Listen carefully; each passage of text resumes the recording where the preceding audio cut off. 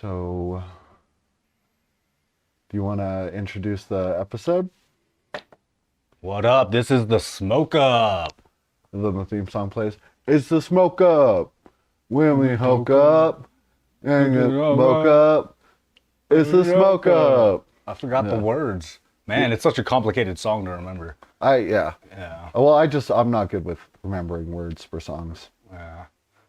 But yeah, this is an awesome show where we don't condone the use of drugs at all. We are very much against the use of cannabinoids or anything like that. Clearly. Yeah. Well, yes. Yes. Yeah. I mean, that's the show, right? Yeah. That's basically what it is. Yeah.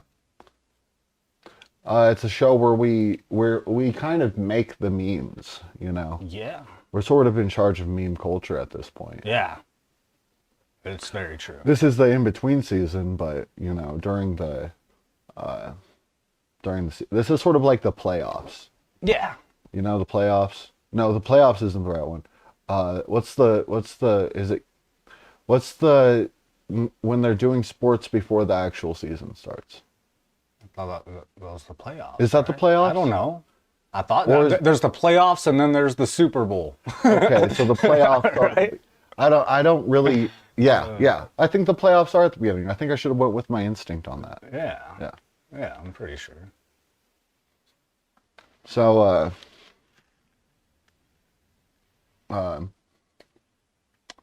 it's your birthday. Yeah, it's my birthday. I am exactly 63 years old. I just use a lot of skin cream, as you can tell. But yeah, it's my birthday today. It's been a pretty good one. I got this new ink right here. Still got to get it filled in. Bring it a little bit further. Like that. More that direction. There you go. Turn it a little. That is a weird angle. Oh, there you go. There you go. Oh, Boom. there you go. Yeah, that's good. Yeah. That shit's gonna be badass. Well, it's already badass, but I'm gonna get it filled in Yeah, probably that's tomorrow. What is that? That is the riddle box. What's a riddle box? A riddle box? It's a box of riddles, man. And what is that? Huh?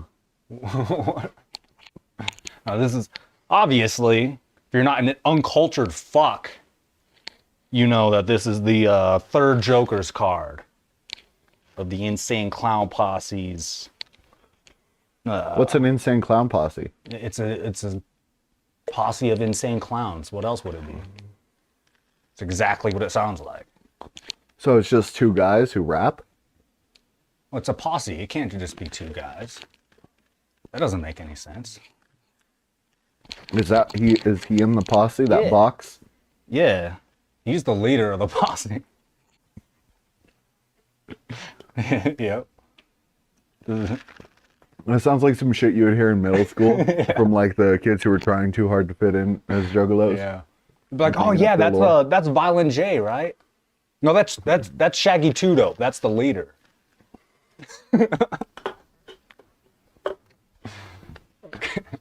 So I got you a couple gifts. Oh shit, here we go. I'm gonna give you one of your gifts to start out, which is actually two of your gifts. Oh shit. All right, we got birthday gifts going. So I got you those. Oh, what in the hell is this? They're old T-shirts.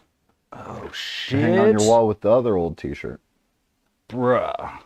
I remember this shit. If you look up there in the corner, there's a T-shirt. Yeah, very old, raggedy ass T-shirt that I've had since fucking 8th grade. Yeah. Shit. Okay. And then there's this one right here. I remember this motherfucker. Hell yeah. It's kind of fucked up because the back on both of those is kind of cooler than the front, honestly. Yeah. So like, It's and hard then to decide like which part of me wants to just cut it and have both of them, but then Yeah. I don't want to cut the shirt. Well, Because I thought the same thing with that. The whole back of that is Shaggy's face, just like that. Similar. what you design. need to do is get like you need to get frames and put it over like a frame insert, or like cut it square and get a size frame, 10 by, it would be a huge frame. They wouldn't be cheap, but it would be like maybe 16 by like 36 inches, and you fucking frame both of them next to each other, and you do it with every t-shirt, because then you would have a row of framed like ICP themed cloth things. Yeah, That might be kind of cool. yeah, I think that'd be pretty sick. That's a pretty good idea. Yeah, Fuck yeah. Yeah. yeah, that'd be pretty cool. But for now, I'll just hang these up. Yeah, they'll still look pretty cool hung up. Hell yeah. But yeah, I think framing would be fucking sick. Right. And it would be, because if you got the frames, it would be like cheaper than buying posters and then getting frames for the posters. And while you're looking at frames, you could just get a frame for your poster. I bet a frame that would fit that poster would fit that t-shirt. Yeah, probably about the same size. Maybe a little bit smaller for the shirt. Yeah, Yeah, well, since it's cloth, you would want to stretch it over something. that's a little true. bit.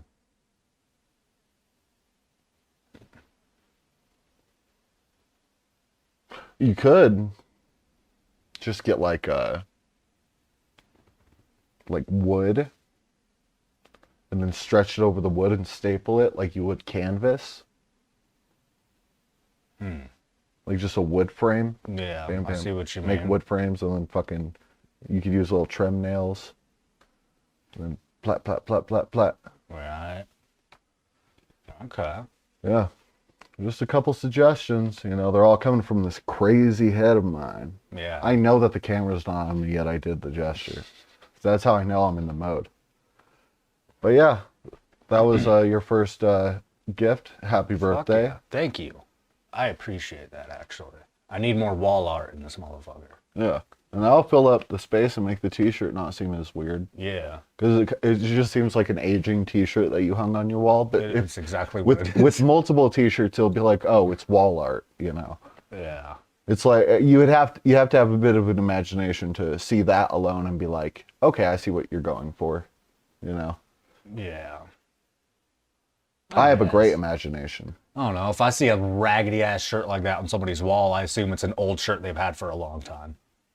I've seen that before. Yeah, but I'm that's not a the first pretty person to big do it. assumption, is to assume that's an old shirt that someone's had for a long time. I feel like it's a pretty safe assumption. But, you know. I don't know about I don't know. that. Maybe they bought it brand new with holes in it already and hung it up on their wall instead of wearing it. That's a possibility. That sounds like freaking bullcrap. Yeah, well, that's what I thought. But you wanted to play devil's advocate here. Hey y'all, the LA Forum is right around the corner, and contrary to a lot of people's rumors, there are still tickets available for that. The YouTube Theater 2 days later has sold good out. pal, Also, there's still a few tickets available for Violent night one J. at Madison Square Garden, the two-night super mega event, the biggest in A lot Kiltony's to history. talk Travel, go there. We'll see you should there. post And I it. am You on have tour with control. stand-up comedy. Me and some of your favorite cronies from the show do just our own being a stand-up switcher. sets. I'm going to be Okay.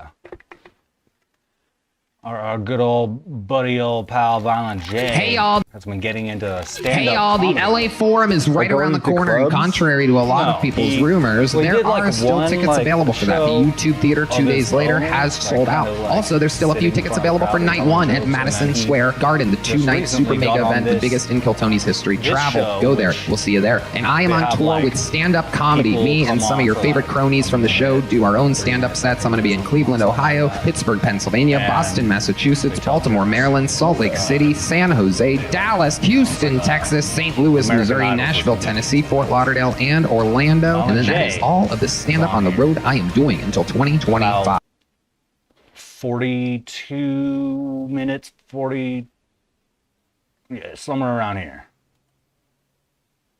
So, is the sound all good and everything on this? Yeah, everything's good. Oh, you know what? We have a special treat for you guys. You guys like special treats? Ladies and gentlemen, you know, every once in a while on We have this show, and headphones. it's Pause it. crazy. Lately, I have my headphones. You got to get your headphones All right. and your splitter. You gotta get your split. Oh shit. Oh shit. Now I gotta like on mic and shit. Yeah, you should have prepared. Well, I didn't know you didn't have headphones ready. I thought you had all that shit ready. I didn't know I didn't have it ready. Well, you should have been prepared. Good point. Yeah. So again, this is the Violent J is a comedian bit.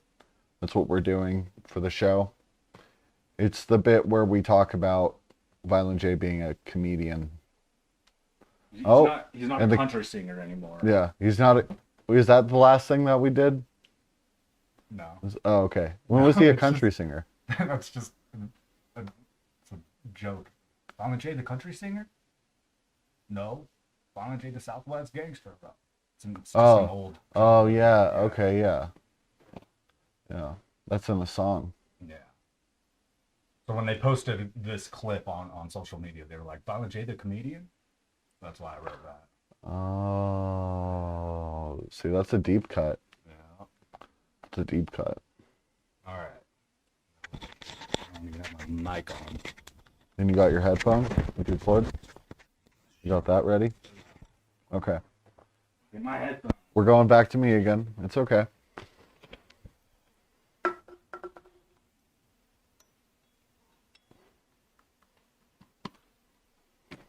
Oh. Okay, you gotta plug it into this.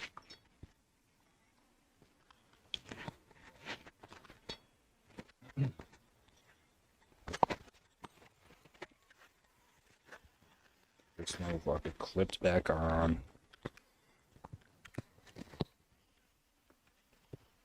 Okay. Now I just gotta make sure our default audio is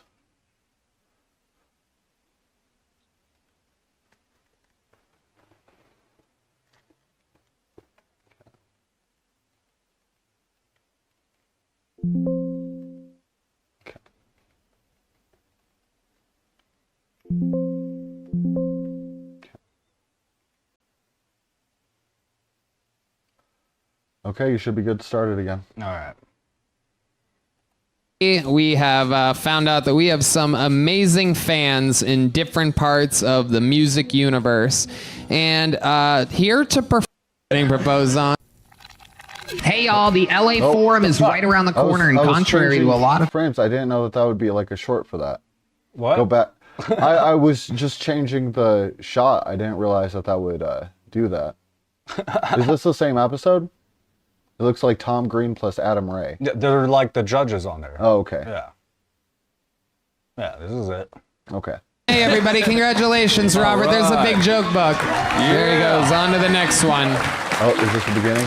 Oh, you know what? We have a special treat for you guys. You Oh, guys shit. like special treats? shit. Ladies and gentlemen, you know, every once in a while on this show, and it's crazy. Lately, we have found out that we have some amazing fans in different parts of the music universe. And here to perform for you, ladies and gentlemen, right now, at this very moment, this is an artist that has been around our lives for as far back as I can remember.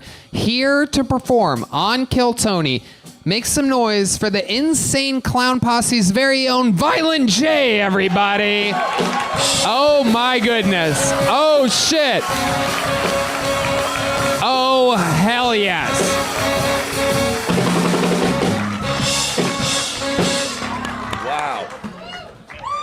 Wow, awesome. Appreciate the applause and all, but it's not like any of y'all He ever does a bought tight our shit. five and everything. Quit playing. And that's why I thought about what I want to say out here, and I thought, fuck it. I don't give a fuck what any of them think. Nobody. I'm going to be personal, very personal with y'all, all right? Because I don't care. I've never had butt sex. No, I'm seriously. I'm a 51-year-old man, love sex. Never had butt sex Like with with a a girl man, or with- unfortunately, or with a woman. Okay. I've always been told my dick was too big, and I thought, well, that's just shit, but I want to have butt sex too. I always been told my dick was too big, but I'm going to tell you this. Nowadays, I watch Pornhub all day. And that's a lie. That's a fucking lie. My dick is not too big for nothing. My dick is like somewhere between small and medium. And it's crushed down like a fire hydrant. It's like Barney. Fred and Barney, you know, it's like that. If my dick was a man, it'd be Barney. That was actually kind of funny. But people, you know, I want to announce me. It was and my only girlfriend funny, the though, other 'cause night, he just the other doubled night. back on For real, the- no bullshit. on the We joke, got to though. tip in. That's a big move for me. It boosted me with mad karma. People always ask me about the face paint. In case you don't notice, I got clown paint on. And people always say, does that fuck up your face? That shit fuck up your face? Shit, you motherfuckers wish you could see how immaculate my face is without the paint. This shit is like I started wearing it at 19. Damn near every day of my life. This shit is like olive olay. Olive Olay. Skin cream. It's like wearing a fucking mud mask. I'm beautiful without it. Like, no, for real. I got the body, everything about my body is 51, but my face is 19 years old. I'm dead serious. Immaculate. And I don't wear my hair like this when I don't have the paint on. My shit is primed, pressed, plucked, and fucking curled. Ric Flair. For real, my shit is gorgeous. You know, I'm pretty like Prince. Can't say Prince wasn't pretty. Prince was fucking damn near hot. I was so sad when Prince died because I always knew if I had to fuck a man, like if my life depended on it, it'd be Prince. Or 1983 Michael Jackson. With the caramel fucking skin and the gorgeous ass fucking jerry curl over that sexy eyebrow. Quit fronting. He was perfect. But now, because they're both gone, if I had to fuck a man, it'd be Keanu Reeves. No, not because I think he's hot. It just seems like he's so cool and a big-hearted guy, he would be real gentle with you and help you through it. You know what I'm saying? He would be patient with you. You might even spoon afterward, you know what I'm saying? And so that's why he's my choice. Fuck yeah. Violent J. 3 minutes and 30 seconds. Rock solid. The whole way through. You ever do stand-up before? Say it again? Have you done stand-up comedy before? Fuck no. Listen, let me tell you something. I'm shaking. I'm nervous. I'm going to tell you why. Wow. Perfect. For real. No. Comedians, to me, I always looked at comedians like I could never do that. Two things I know I could never do: be a comedian or a stripper. For real. Because both take crazy amounts of courage, you know, and confidence. Mad fucking confidence, you know. Everybody's expecting you to make them laugh, you know what I'm saying? And that shit is scary. You sound like you have a lot of confidence, though, the way you talk about your cock.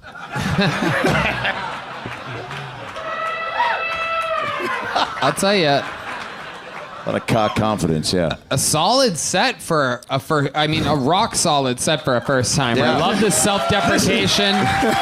You made it look like you were bragging about having a big I dick. appreciate that, man, And then really, you for went real. small to medium with it, got big laughs, making fun of yourself. I can't wait for Keanu Reeves to see this. Yeah. Here's my impression of Keanu Reeves and Riley fucking. Whoa. Now, you brought up the butt sex thing right out of the gate. How did you decide that to be the opening joke? Can you pause it real quick? It's true. Yeah. You know what I'm saying? I feel like he was funnier the second he started being himself when he was answering the judges, you know? Yeah, I He noticed made that like too. such a natural joke that got a real laugh out of me. Yeah. And then but he was like relying on like these 2007-esque gay jokes when the fucking the good joke was comparing comedians and strippers. That's a good joke. I haven't heard a bit where someone was just all like, yeah, being a comedian is just like being a stripper, you know? Yeah. That's fucking that's and he just said that. That wasn't part of his bit. He was just talking. Yeah. I noticed that too. I mean, it's his first time doing stand up. He was still really good. Yeah. The Keanu Reeves joke was pretty good, I think. I didn't think that was too bad. I think the funniest part was the fake out on the dick joke, and I wish that he faked out more on the. I wish he faked out more on the, looking handsome under his face paint, like because I could see where he was going with it, but he should have like leaned more into like, oh, I'm coping, I look beautiful under this. Don't worry, like you know, like something like that, because it didn't feel like he was actually like it felt like he was actually, the joke was that he was like exaggerating something, but it wasn't like, you know, coping with being ugly. You know, I got like hints of that, but it wasn't like that. It didn't really, there wasn't an exact interpretation for that joke. I think that's the problem too, because the dick joke is clear cut. You know, the exact interpretation is I'm bragging about my dick, and then it turns out, oh, my dick isn't big. Same with the Keanu Reeves joke. Like, he's famously known to be this nice guy. Like, he's the nicest guy in the world. So yeah, that joke makes sense too. But yeah, there were a couple that didn't quite land. Yeah, he should have just, because I don't think it was as apparent with the face thing. He should have like right after like the hair thing, instead of leaning into calling Michael Jackson and Prince hot, he should have been like the fake out should have been like, I'm like everybody avoids me, they don't even look at me because I'm so attractive without my face paint on, you know, like something like that, like I'm intimidating to people, you know. That should have been the joke, like instead of being like I would totally fuck Michael Jackson.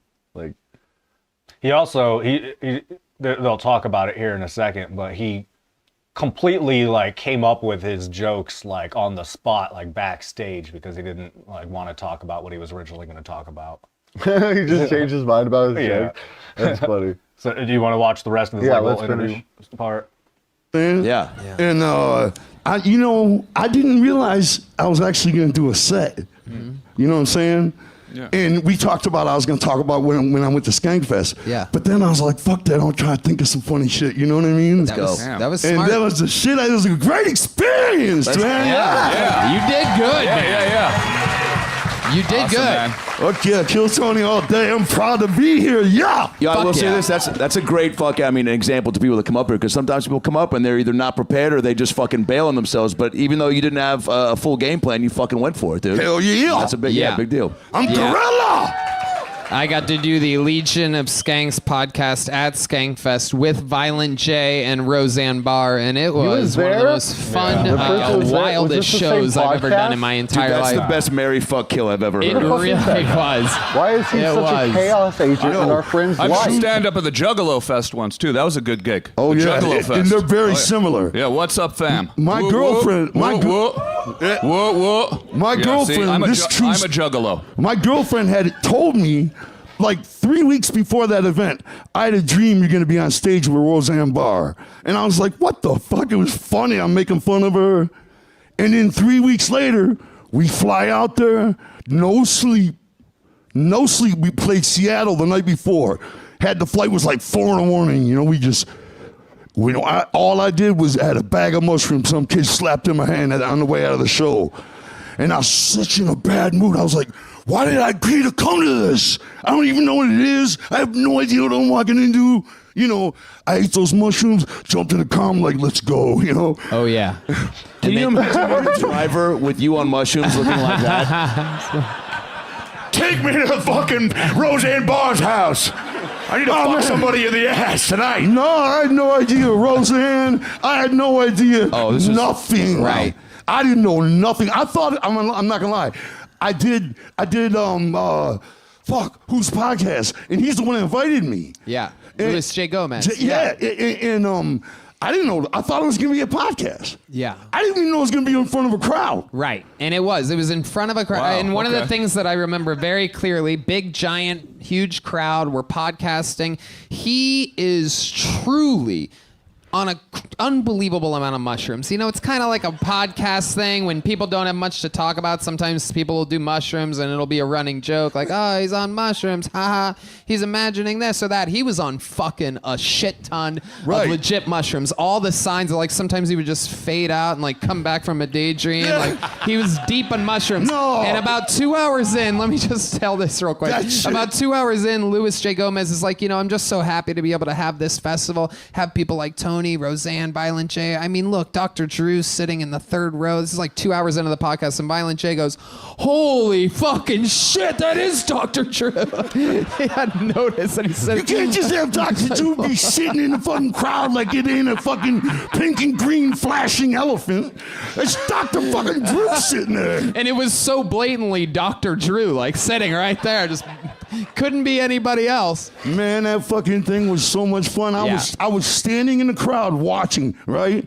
And I forgot I was even a part of it. I'm not lying. The mushrooms were all kicking in at this point. Oh, yeah. And when we got there, we finally started walking. It was getting more and more crowded. You could start smelling weed everywhere. And you're in a beautiful fucking venue. Yeah. You know what I mean? Everybody's drinking. It's like 1 p.m.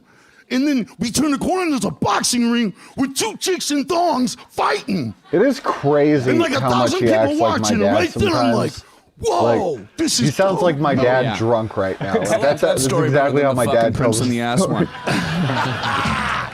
Hell yeah. But I mean, they were both good though. When he's Yeah, if something ever incomprehensible, he happens to me, sounds you like gotta do my Erica's dad. audiobook. When he's like Fuck yeah. this, Like he the sounds like my autobiography. dad telling the story. No This doubt. motherfucker played Wolverine at Universal Studios Hollywood. It is incredible, Violent J. You are a very, very amazing performer. The Juggalo Gathering is happening again. Whoop, whoop. They That's what you tickets do. are That's on what you sale. say, everybody. JuggaloGathering.com. The festival. Whoop. That's what you're supposed to Juggalo. do. Yeah, what's up, fam? Where, What's up, where is that Fago? festival? Where does that take place? Oh, shit.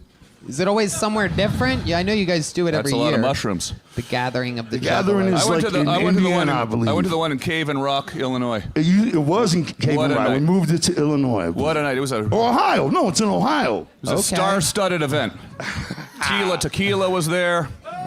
Ron Jeremy. It was just Method Man was there. Method Man was there. I never liked Ron Jeremy. How come? I never even put that. I want to make this real quick thing. I always awesome. didn't like him. Every time I went to L.A., Ron Jeremy and his stank ass breath. Anywhere. And I just was like, back off me, man. I told him that. I my didn't never God. like that fool. Yeah. I didn't mean to bring up a sore subject. Oh, by the way, you're right. No. You're right. He did come to the gathering. And the next year, during the gathering, we were hearing complaints and we kicked him the fuck out. Oh, wow. Straight up. Straight up, he that. never even performed. Look at Gallagher that. was there. He's too. lucky he Gallagher. didn't get stomped. We're we're old school gangsters. Oh, yeah. Bro, how many people But out we there? knew he didn't have any money, you know? It's not like he could sue us. Right. See, that Yeah, sounds exactly. just like my dad. when he's How many getting people married. do you think have like Oh my refused a meet and God. greet with Ron Jeremy because they're like, dude, I hear his breath smells like fucking diarrhea, man. Yeah, I think anybody that wants to meet Ron Jeremy is going to go along for the ride. I don't think the breath is a deal breaker on that, but yeah, if you get close enough, I guess you know. Yeah. Violent J, an unbelievable funny. performance. Thank you so much for coming out, thank man. you. So cool. Thank you all very much. Thank you for listening. So much fun. Whoa, whoa. JuggaloGathering.com brought us an amazing bottle of champagne. Whoa, whoa. What's that champagne called, Violent J? Oh, he's gone. All right. All right, made it. Pulled what? Okay. You can Pulled another name out of the bottle. Yeah, that was pretty funny. Yeah, he does get a lot more laughs when he's just talking. Yeah. like that whole Yeah. like interview, you could hear the crowd like reacting a lot more. Yeah. Yeah, they really. He's a lot funnier. You should exit out Oh that. shit. Just It exit just out sits the there whole on the smoke vision the whole thing. time. Oh shit. All right. This is your screen. That screen is your screen. It's the smoke vision. You're in control of it. Okay. I see. It shows everything on that screen. Okay. It doesn't show my screen. My screen is the producer screen. It shows I have the list here. I have all that stuff. So I guess closing thoughts. I think that that one felt less exploitative than the other, than the Roseanne one. He doesn't seem as fucked up, but he still seems fucked up. Like, he doesn't seem like high on something, but I think he seems like that's just Violent J now, man. Yeah, we're just gonna yeah, have to exactly. get used to the fact This that is just him now. He's like fried in the brain a little yeah. bit. You know? He just like has a vibe about him now, which is Yeah. cool. But yeah, that's just his. It's just who he is now. And it's pretty apparent, but it's not as bad as it was last time. It was about the same as the Neil deGrasse Tyson interview. You know, Yeah, he seemed he- about the same state of mind. yeah, I think he was probably sober for that. You Yeah. know? He's just a little intense and a little flighty minded. You know, whatever you would call that, head in the clouds a bit. I don't know. He's a character, that's for sure. But you know, I appreciate his venture into something new that he hasn't tried before. He seems to be, you know, he's trying to try new shit. Not, you know, I think he feels he's at a point in his life where he wants to do things he's never done before while he has Yeah. the chance. You know. Can I see the tray? Yeah.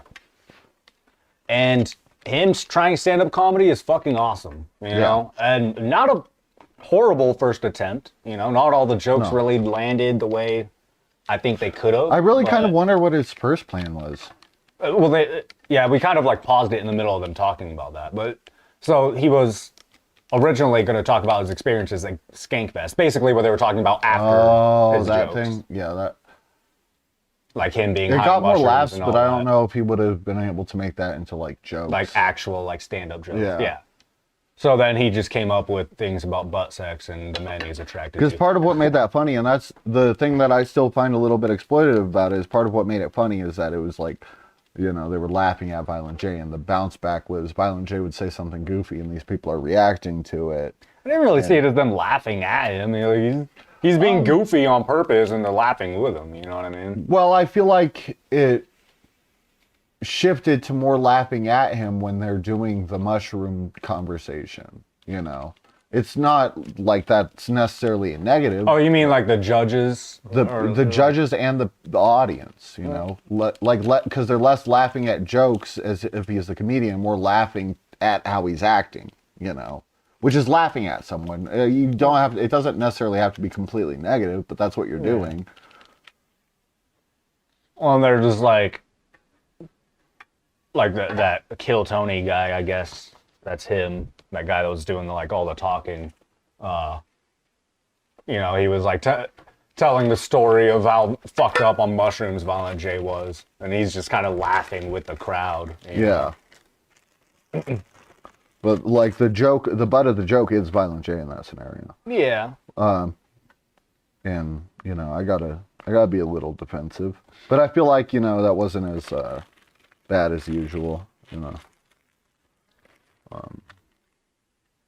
Yeah, I mean, I 'Cause feel a lot like, of the time it just seems like they just booked a man that obviously like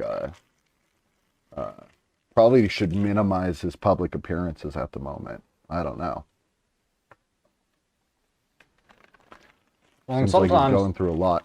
sometimes people like book them and like have these preconceived notions of them and don't really treat them with respect. You know what I mean? Like, Yeah. They were just recently on No Jumper for the second time, and there was this other guy on there.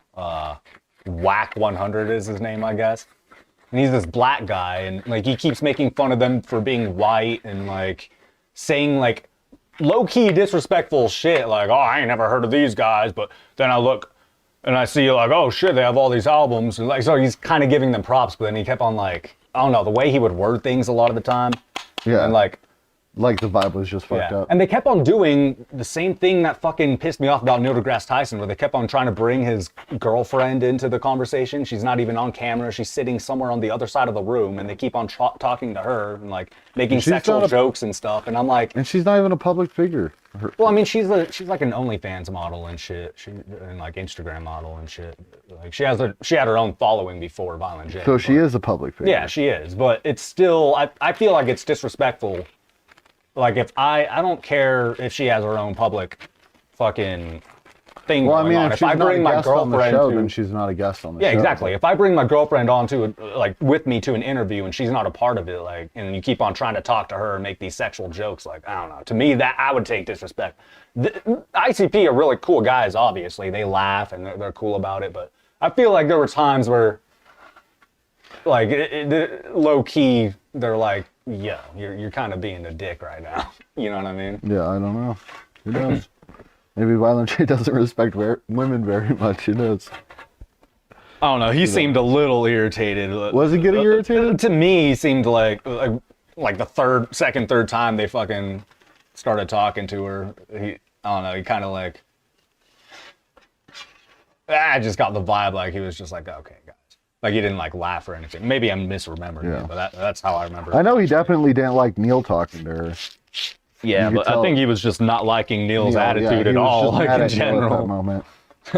And Violent J doesn't come across as like mad when he's mad at someone, you know. He Yeah, starts well, getting he's- quieter and snippier, you know. Yeah, he's a lot more laid back. Like Like that I was think he's Violent J at in the his 90s. smartest when you start to challenge him and like be condescending towards him.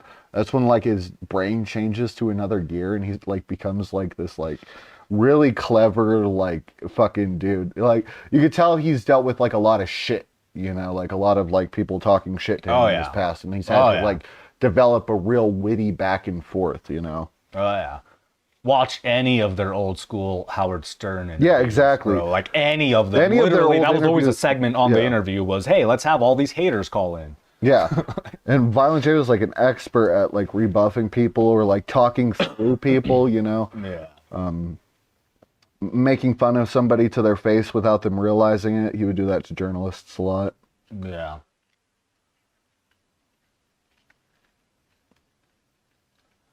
Another thing about that No Jumper interview, that Whack 100 guy, he like brought up the Eminem beef, and he was like trying to make it seem like there was still beef, and like ICP, like they're trying to explain like there's no beef. Yeah. And he's like, no, I know Eminem, like he don't fucking like you guys or something like that. He said something that I was like, bro, Like, what he's, the like, fuck you trying even to talking start about? beef? Yeah, like he's like straight up trying to start shit. And fucking Adam 22, like the main guy on No Jumper, he kept on saying like, this is just his thing. Like he likes to start shit. Like he kept on like having to say shit like that.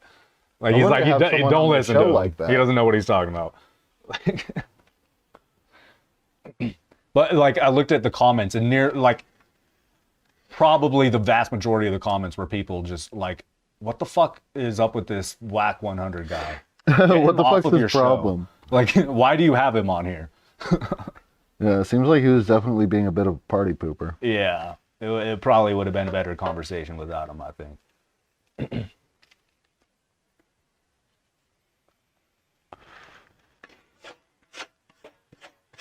So Violent J's dating an OF model, huh? Yeah, and that's another thing. They brought that up on the No Jumper interview, and he starts. He mentioned something about how she stopped, and he was like, "I didn't ask her to or anything." Like he was like trying to clarify that, and then fucking that Whack 100 guy was like, "Oh man, you fucking asshole! You fucking making her stop," and then like. He started like What the fuck? bringing like not wording it like that. I'm like paraphrasing it to okay, make but he you know what I did mean? like imply that. Yeah, he's, he like, made implying, her like- stop after he said. Yeah, he started didn't giving him make her shit like, stop. "Oh, come on, dude! Like, really, you're gonna do that?" And then like he like asked her, and then she kind of like implied like she didn't say that he asked her, but she implied that she did it because of him, and then they started giving him Well, yeah, more shit for because it. some people, when they're in a relationship, they don't want to do pornography when they're dating someone. It's probably her decision still, but she doesn't want to do Yeah, that. well, yeah, while she she's said that she dating made someone. that decision for him because Yeah. she knew he That's didn't different. really like it. That Yeah, much. that's different than doing it out of like a request or because. Yeah. Yeah. I don't know. Yeah, so like I don't know. I found that kind of shit irritating. So I'm like, why are you bringing their fucking relationship into this shit? You know what I mean? Yeah, Like, and to like start like show Yeah, beef like, for fun, making, like, that's yeah. not cool. and yeah, and then Adam 22 even made the joke like you're fucking bringing up problems in the relationship now and shit like that. Yeah, that's weird. Yeah. incredibly weird. Yeah. I got a weird vibe from that whole interview, but like ICP were really cool about it the whole time. They were laughing, like being cool. I feel like if that was them in the 90s, they would have been like, fuck you guys. You want to fucking go? And like, fucking, like they would have been like ready to start fight. a fight right there. Yeah. Because they did that all the time back in the day. They would try to fight people in the middle of I mean, interviews. that's why they had a beef with Eminem in the first place, is because every time they were asked about Eminem, they would just talk mad shit on him without even knowing him that well or knowing anything about him. No, he started all the shit talking first. From everything I've heard. Because he reacted to the poster thing, but every time he reacted to the poster thing and then started dissing them in his raps. So he had like one of his early raps, he was like, "Fuck ICP, buy my CD." Yeah, but I still think that if they had looked deeper into that, they would have been like, "Oh, well, this isn't that big of a deal." But they would talk shit about him and that's what it was, like a feedback. The story they told, even on No Jumper, when they were talking about it, because the dude wanted to talk about it, they were saying that the whole poster thing happens. You need a lighter? Yeah. The whole poster thing happens. Eminem starts dissing them in a song. Well, you should explain the poster thing. Okay, in case nobody's ever heard of the ICP beef with Eminem. So, back in 97, 98, Eminem's handing out flyers for his new show to promote his EP or whatever it was. And on the flyers, he puts as guest appearances, ICP, and then in parentheses, maybe. Esham, maybe. Kid Rock, maybe. And he personally, like, ICP, or at least Violent J goes there, and Eminem personally hands him one of the flyers, and Violent J's like, what the fuck is this? Why are you putting our name on this shit? You didn't ask us. And Eminem's like, well, I'm asking you now. And he was like, man, get the fuck out of here. Like, fucking basically disses him to his face and walks off. And Eminem really took it to heart. I've always been under the impression that Eminem was probably a huge fan. Yeah. Coming up, and he doesn't talk about it now, but I think he was a huge fan, and that's why he took it so personally. I think that's why he's still to this day. Violent J has tried to reach out in interviews, like, hey, I would do a song, like I would hang out with him. I think Eminem's still salty about it. Yeah. They live in the same fucking city. They could easily hang out. It would not be hard. But he's like, I did this all without you, motherfuckers. Yeah, you could have helped me, motherfucker. That's why I think, like, I'm sympathetic towards Eminem in the first place, because I think that there had to have been a uniquely cruel way about how they reacted that made him hate them. Well, they've always been straight up about how they reacted. And, yeah, they think it was shitty too. So, just like from his perspective, it was probably like one of the cruelest things someone's ever done to him. Yeah, you know? yeah. But so back to like the whole like how the beef really started. So, like even recently they were talking about this on No Jumper. So that thing happens. Eminem starts dissing them in his songs, and they're hearing it like what the fuck? This new rapper kid just like dissing us now. Tasteless, Yeah, and then he went on some interview on a radio show and was asked about them, and he started talking mad shit about them. And he was like, yeah, no, those guys are fucking nobodies. They're fucking whack, or, whatever. I remember hearing the clip. But yeah, he starts talking shit about them. And that's when they fucking they did Slim Anus. And they brought that. So Slim Anus was a parody of My Name Is. Yeah. Instead of Slim Shady's Slim Anus. It was one of the members of Twisted did an impersonation of Eminem liking butt sex. Yeah, I know it's a very homophobic. My Name Is, but it was about just being gay, basically, I guess. Yeah. Well, it's him. It's him. Talking about how gay he is. Yeah. And it's a really funny song. It hasn't aged very well. If you get offended by it, that is stuff. not PC, and it's like kind of like if you're not homophobic, it's kind of like, what is the song even trying to say? You have to be just like, you have to look at it through the lens of everybody in 90s rap was homophobic as shit and acted like you have to understand the times. Except for really good people like Tupac and stuff. There You are just have people who to- weren't homophobic in their music. Just like watching older movies, you have to look at it through the lens of the time it came out in. You know what I mean? Like, it was funny back then. I still think it's funny, but Because Bradley's still homophobic. no, but I can appreciate a good homophobic joke. I can appreciate a good offensive joke if it's told correctly. I think those jokes are fucking hilarious in that song. Yeah. Well, I feel like My Name Is would be funnier if it was like not an entire song. You know? Like if it was, 'cause didn't they play it on the radio as a diss? Yeah, so that they made Slim Anus and they brought it to a radio show and they played it on the radio show. And then Eminem went on the same radio show and they played it for him. And then that's when he really threw a fit. And then I believe that's when the Marshall Mathers diss came out, the really fucking intense one where he's like, it's not even funny. He's clearly mad. He's Yeah. like, calling, you know, Isn't that here when to he put starts fear and doing the blow up doll? yeah, he does the blow up doll on stage. He does the So what does he do with the blow up doll on stage? well, he brings two blow up dolls painted up as ICP out on stage, and he's like. He's like, you know, I've heard there's rumors. People think that there's problems between me and ICP. But I just want to let you all know it's all good. And he like brings out these blow-up dolls. Like, we're cool, like, you know. And made this whole joke about it. And then he throws his blow-up dolls out in the crowd. Didn't he make one? Didn't he use one to simulate oral sex on him? Yeah, I think he does that. Like, yeah, I think that's, he was like, it is all good between me and ICP. And he like does that with one of them. Yeah. But, He simulates oral sex on Yeah. And then he had a blow-up really- dolls as an own. and he had a really he did the song Marshall Mathers, and on that same album he had a really cringe skit of Violent J and Shaggy 2 Dope having sex with each other, and he's doing all the voice acting, and it's really not funny. Like, I never thought it was funny, not just because I like ICP, I just didn't find it funny. Like, I don't know.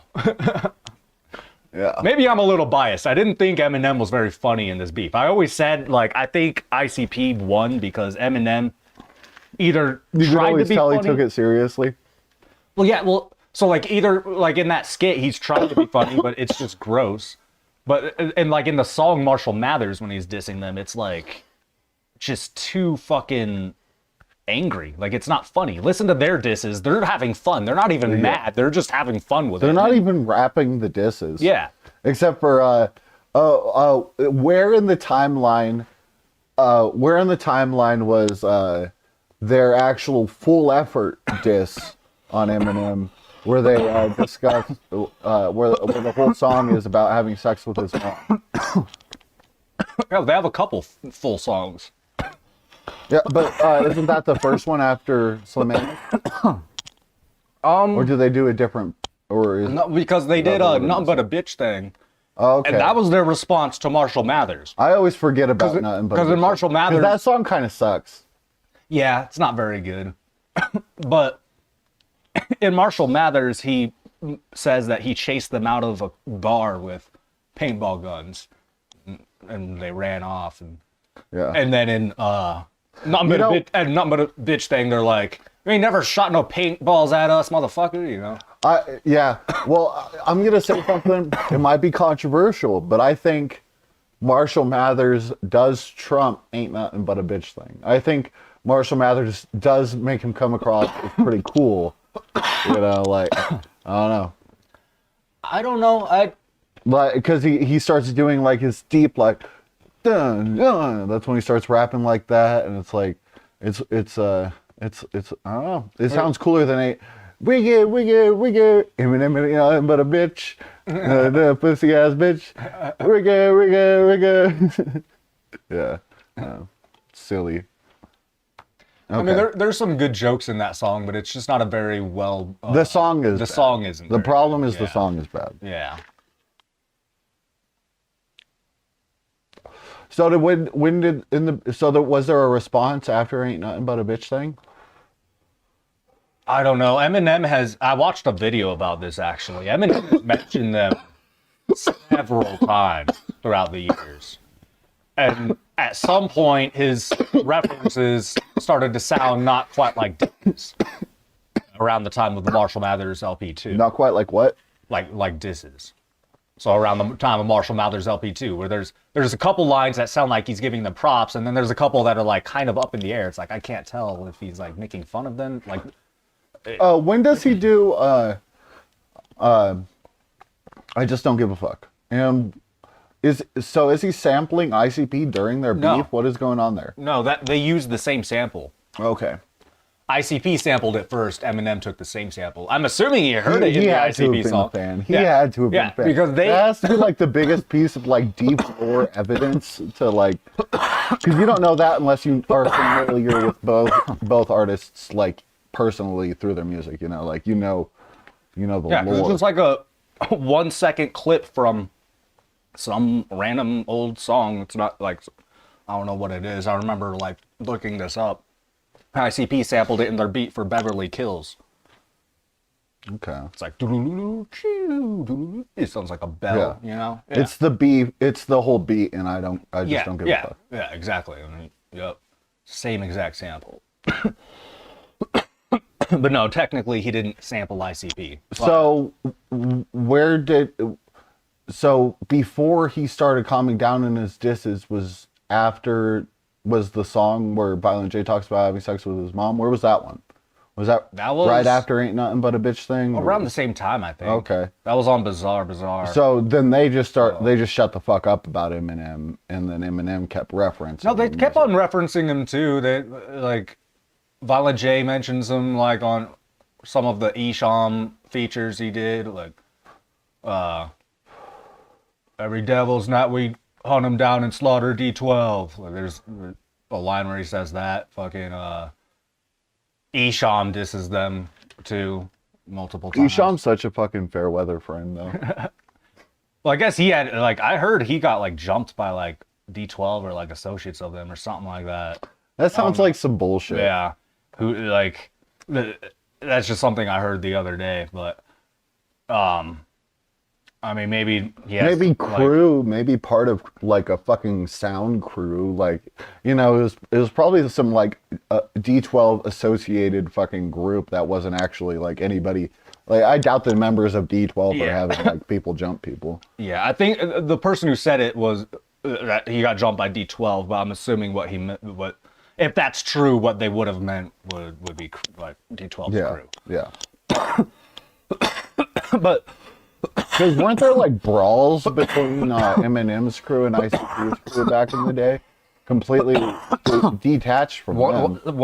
Eminem pulled a fucking gun on one of their fucking like stage managers or some shit. That's pretty funny. Yeah, fucking. Elaborate on that story. I don't remember the details of that story, but they talked about it a little bit on the No Jumper interview, I think. But yeah, he pulled a gun on like one of their people. Okay. But it was like an empty, no, because there was nothing in it. But he pulled a gun, and then that became a whole fucking thing. He got in trouble for that.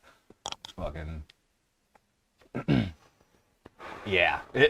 But like they've said multiple times in interviews that it was always like a bigger problem between the fans. Yeah. So it was like real like engagement almost between Yeah. Juggalos and Eminem Of fans course. back in the day.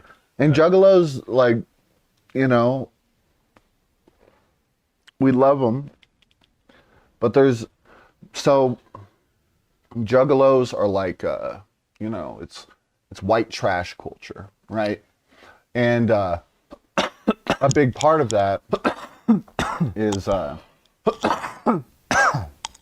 is being poor and hanging out with people who are associated with the same symbols that you like. So we all like Joker's cards, we all like Hatchet Men, we all wear those things, and since we're poor, disproportionately prone to crime because, poor people have less access to things, whether it's entertainment or, access to food security and everything. So because of that, Juggalos appear as a gang, And not only do they appear as a gang, but sometimes they function as a gang. So you get like small groups of people who are all like doing crimes together, who are all juggalos, but they aren't. It's not like there's like a hierarchy in Juggalo world, and it's not like that thing can't happen with other symbols. I believe that's why the description in the FBI assessment was loosely organized hybrid gang. Yeah, which basically just means these people hang out together in groups, And which- some of them commit crimes. Yeah, which is But it's not unfair to do, organized. but it's like whatever. It's definitely the excuses for doing it, for them labeling Juggalos as a gang, are like things that would happen in any environment. If you took out ICP, it would happen with fucking. You gave everybody just Elmo as entertainment. There are going to be Elmo heads who all wear Elmo and do crime. You know, it's just that's how society works, and so, and it sucks to say this, but I think in a lot of situations like that, because Eminem fans don't usually, Eminem fans skew more middle class, first of all. You know, Yeah. not always, but a lot of them are more middle class, because white boys have a lot in common with Eminem. Well, I've but heard a they're not that lot poor. of like black people from the hood and like black rappers from the hood say that they don't fuck with Eminem or where they're from. Yeah. Like that it's not a thing. Nobody they know listens to Eminem. Nobody likes him. Yeah. So I imagine that's pretty common. A lot of people probably see him as a pop star. In a lot of highly black areas, they probably don't want to listen to him because he's white. I mean, you know, like what the fuck is I white mean, that's boy a lot like? of it. In pretty recent years, Snoop Dogg has come out and said he doesn't respect Eminem as a rapper because he's white. You know, Yeah. it's a pretty commonly held belief. Well, Not- it is a commonly held belief that hip hop is black music, and Yeah. people who come in there who are white and take over are like they're taking over a culture that isn't theirs. Mm-hmm. And I understand that. I could see what they mean with somebody like Vanilla Ice or Eminem, who just comes Especially- out of nowhere, blows the fuck up. That's foreshadowing, especially with Vanilla Ice. That's foreshadowing. I just foreshadowed. But yeah, I can understand that perspective. I don't necessarily agree with it, but I see where the disdain Yeah. comes from. You know Yeah. what I mean? Well, yeah, I absolutely just see it too, and I like that's why, like I think anybody can be racist, but like I don't blame a lot of black people for being racist.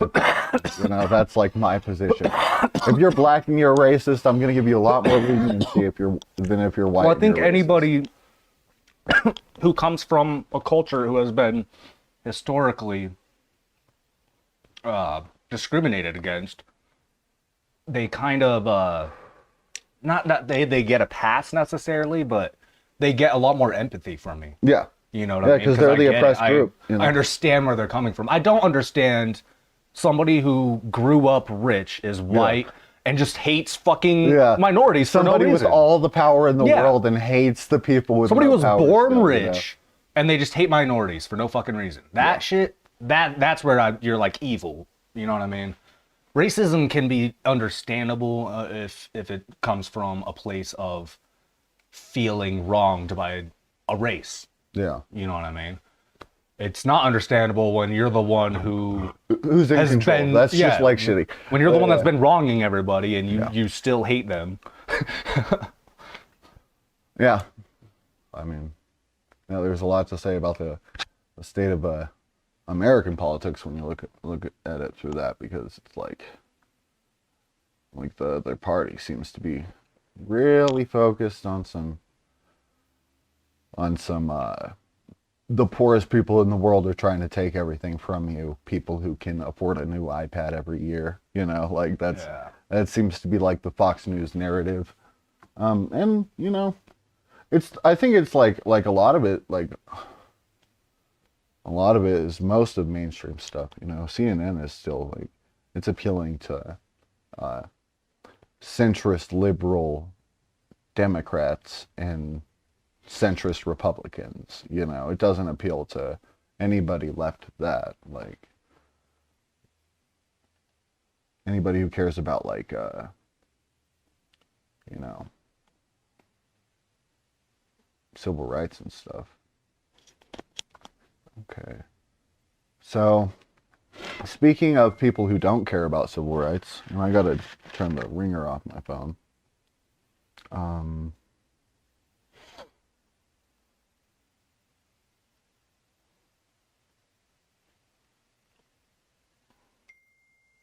Jesus. Mr. Fill it in. Fill Dingy in. Dong Fill in. over You've been here. listening to me, right? Respond somewhat to what I've been saying. I'm about to lead into a new segment. What do you think the segment's about? Vanilla Ice. Guess a group of people who don't respect civil rights. A group of people who don't respect civil rights.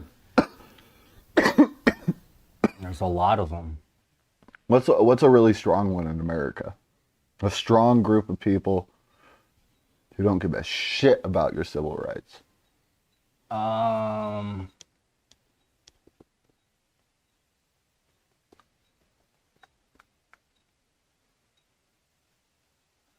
What, Republicans? I don't know. Close, but Democrats can be this thing too. Yeah. Can't really be Democrat and Republican, but you can be a Democrat or Republican and this secret third thing. What do you think it is? I don't know. You got me. It's the police. It's the cops. It's the cops, Okay. yeah. It's the police. It's the cops, yeah. It's the police and it's the cops. Yeah, it's the police. It's the cops. The cops. It's the cops. The cops. It's the motherfucking police. The motherfucking police. The cops. Cops. Cops. It's the cops. It's the police. It's the cops. I don't remember. It's the cops.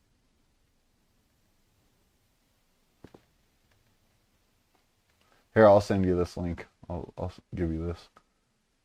My concern is that how do we begin to communicate and collaborate so that we can take care of the men and women who are on the force? It's part of an ongoing issue, according to city leaders. We all know the facilities have been run down.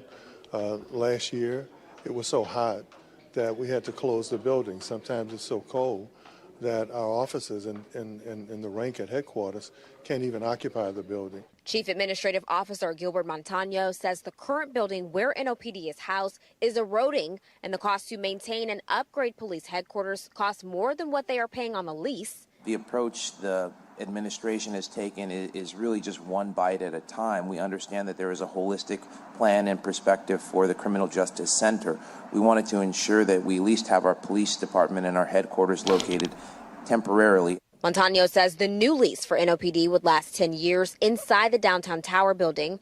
He also said around $250,000 is how much it might cost for the build out of the new NOPD. In all honesty, I foresee that most of the criminal justice agencies will probably have to be temporarily housed because as we continue to address these old decrepit buildings, it's just going to get worse and worse. So I imagine you're going to see similar situations where we may have to temporarily lease space as we eventually build a finalization for the future. Some council members said they were left out of the decision-making process when it came to major details like choosing the location. Hopefully moving forward, there'll be a level of transparency and communication and cooperation so we can collaborate at the highest level. And the conditions of the property room also became a hot topic during the Criminal Justice Committee meeting. I want you to see the tray of all of the roaches.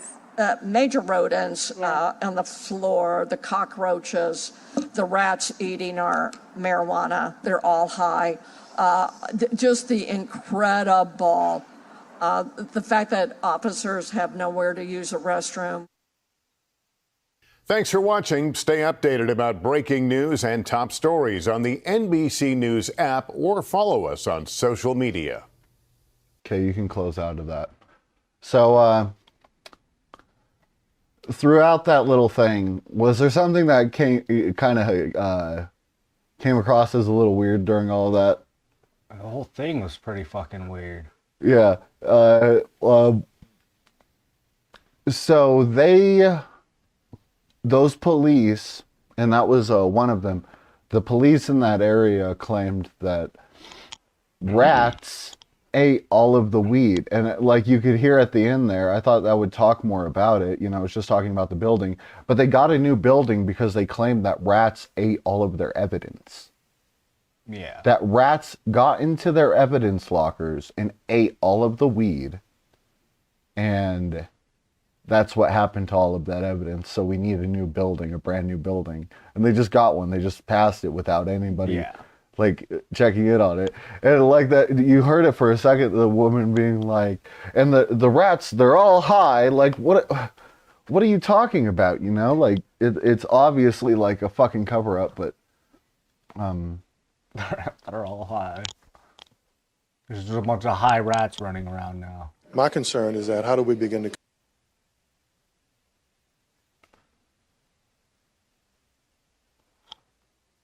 here, let's look at this. Today.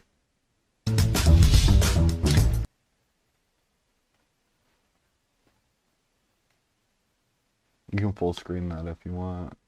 Play it.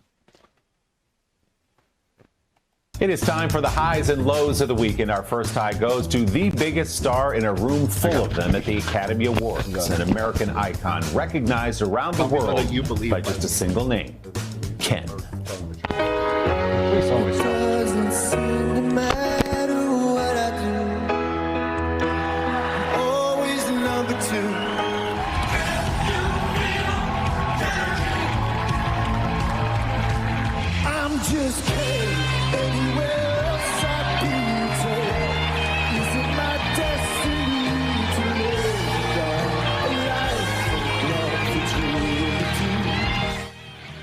Spectacular. Yes, that is Guns N' Roses guitar god Slash joining Ryan Gosling's performance of the Academy Award-nominated power ballad I'm Just Ken from the blockbuster movie Barbie, of course. Gosling resplendent in pink with the gloves and everything, singing live as he crushed the show-stopping number, bringing in Barbie herself, Margot Robbie, along with co-star America Ferrera and director Greta Gerwig. I'm Just Ken lost out on the Best Song Oscar to another song from Barbie by Billie Eilish, but Gosling certainly won the night. He even had Martin Scorsese on his feet, as captured in this video by his daughter, Francesca. Get it, Marty. Clearly feeling the Kenergy along with the rest of us. Just a home run there for Gosling. Our first low goes to the buzz this week surrounding the Indian Wells Open tennis tournament in California, where fans gather to cheer on superstars like Coco Gauff and Carlos Alcaraz. So what possibly could swoop in to spoil a good time like that? Yeah, loads of little bees are these that are circling ahead. Gee, how many there are. Gentlemen, we are surrounded with bees here. They pause for 5. Yes, bees descending on the court during the men's quarterfinal match, sending Alcaraz swatting them away. The bees swarmed. Why didn't you stop it? Overhead cameras forcing the umpire to halt. It's not talking about that. Should have been like, well, this isn't right, and then closed it, and then looked for more proof of the rats.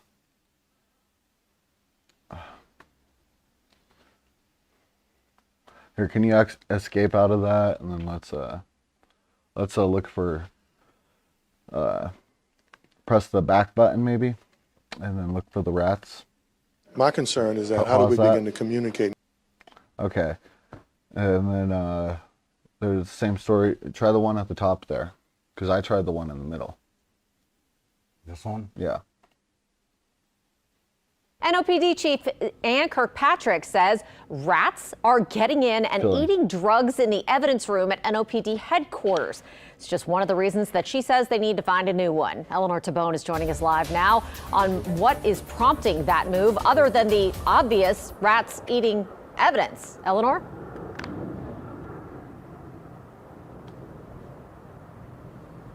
Katie, rats, roaches, no AC, broken elevators. The NOPD headquarters building here on Broad Street is decaying. That's why the city is looking for a new space. That. A space I where do rats not believe don't that eat for evidence. a fucking second. Why? This seems like the poor rats eating journalism. our marijuana. Like- they're all high. You heard that right. Rats eating marijuana from the evidence room.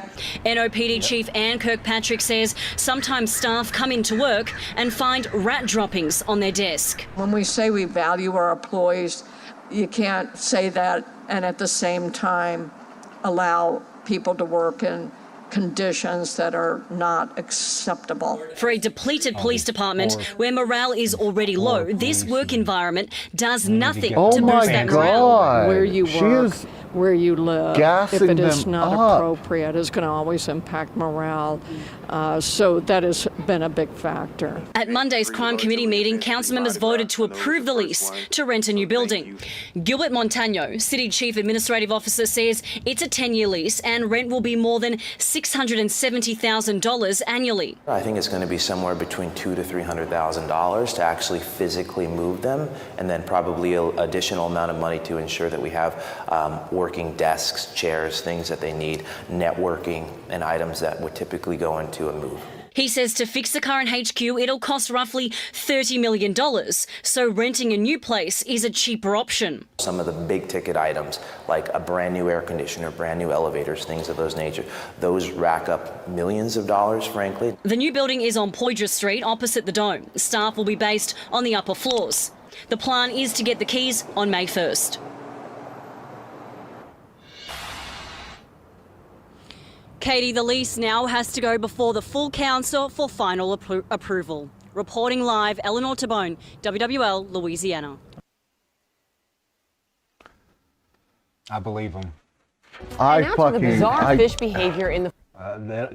They're obviously telling the truth, man. They find rat droppings on their desk. What? Where is there more proof of this than just the fucking police chief saying it?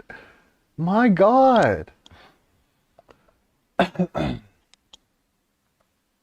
man, they need a new fancy building. Why are you being a hater? Let them have their new fancy. They get $194 million a year.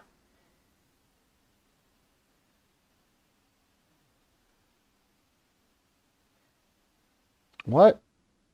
Okay. Okay. Let's see. Police, rats eating weed, verification. We cannot base this off of what the police say.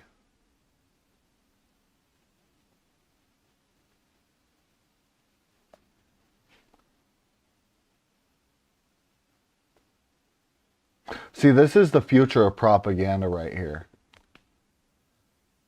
This doesn't question it at all.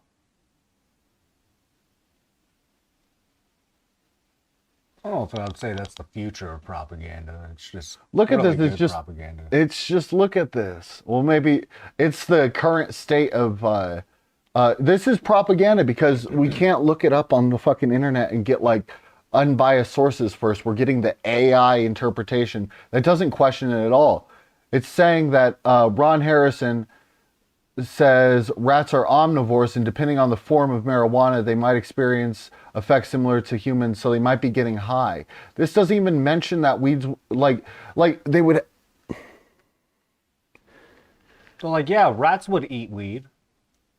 That's basically what it said. Yeah. Like, yeah, they well, would. rats would Like, get high from eating Yeah. weed. That's what it says. That's Yeah. not proof that they fucking ate the weed here.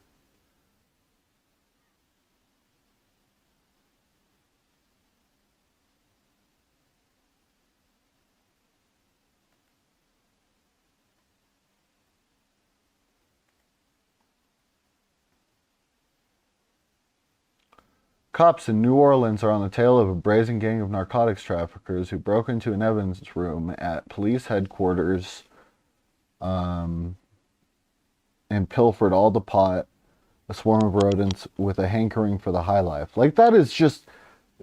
The Guardian is really just fucking repeating this without questioning it. Okay, infestation of cockroaches, countless... They could literally... Like, this is... I don't believe this for a fucking second.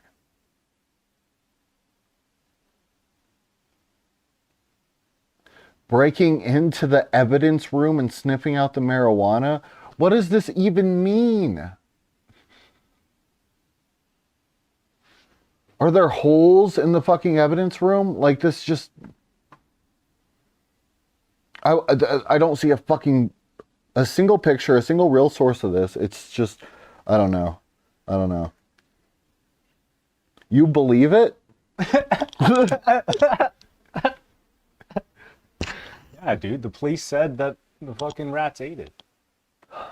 They said so. They said that they found rat droppings on their desks. Sounds convincing to me. AP just... Rats have gotten into compensated pot, munching down as the building is taken over by mold and cockroaches, says the city's police chief. Rats eating our marijuana. They're all high. They're all high. How would they all be high if they weren't eating the marijuana? That's the proof right there. The police department did not immediately respond to an email request Wednesday for more information on how they discovered marijuana was eaten by rats or whether any cases were impacted.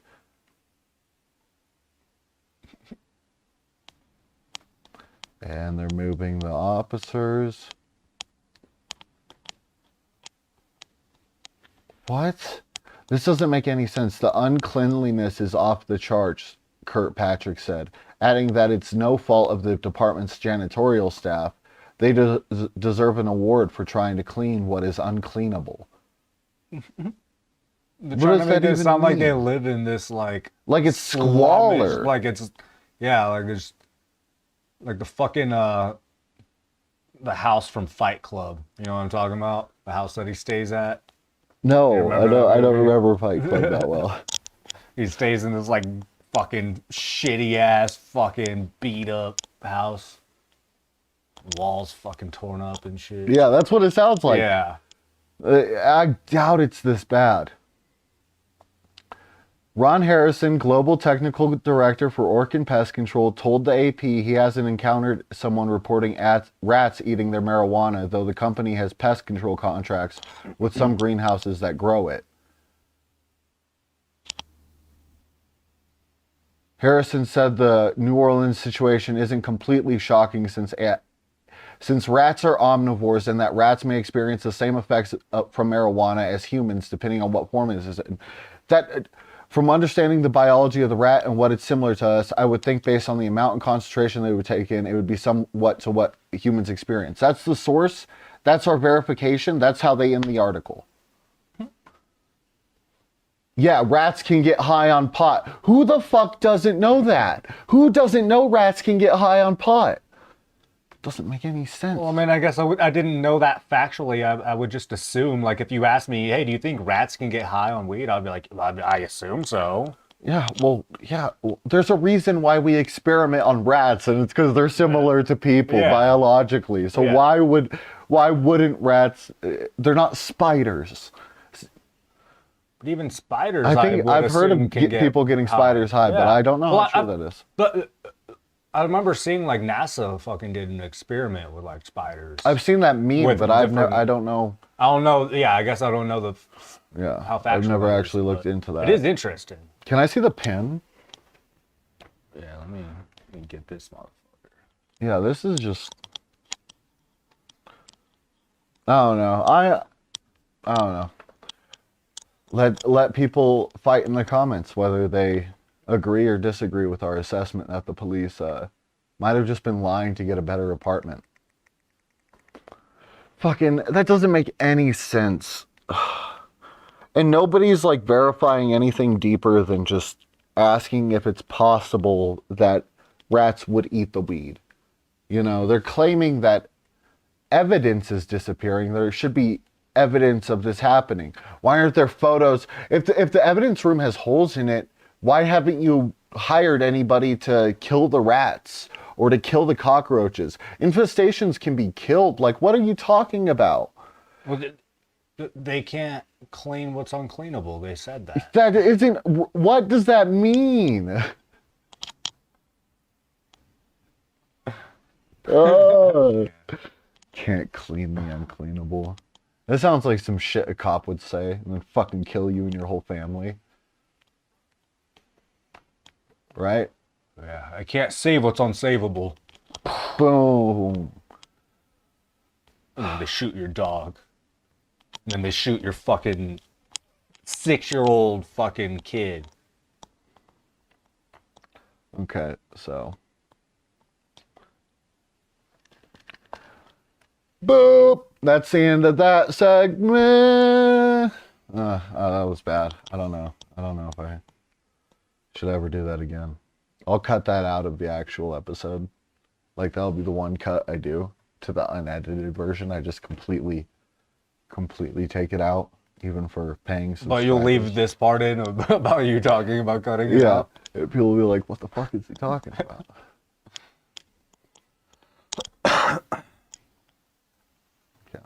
Hey, Ryan Reynolds here. Oh, shit. Here. Full screen that.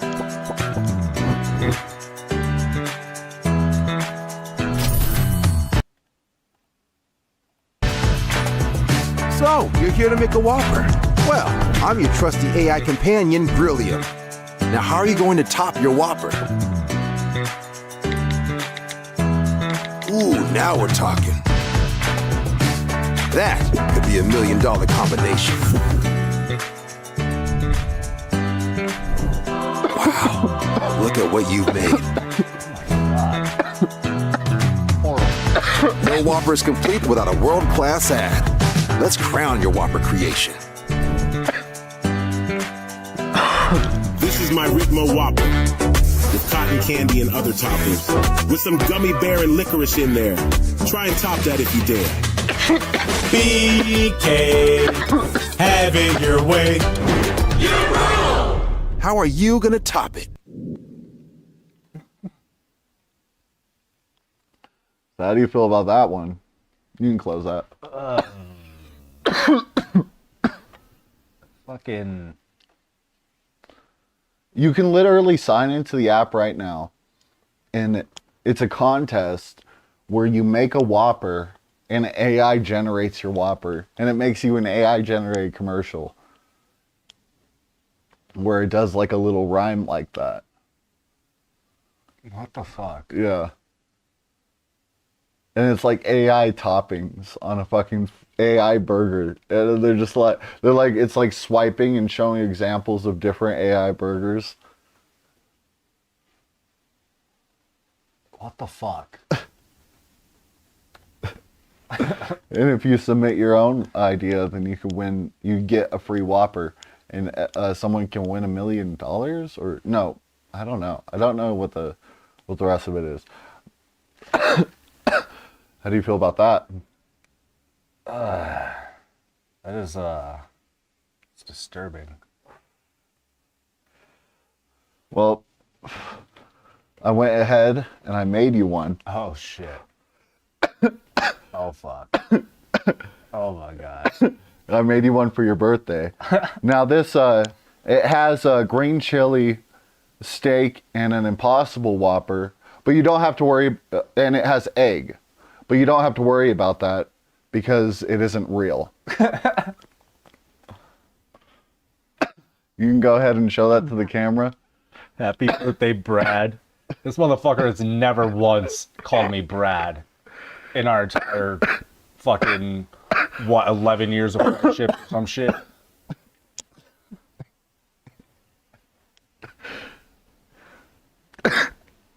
Just this whole fucking whole ass jalapeno. Green chilies, they're green chili. Oh yeah, green chili, my bad.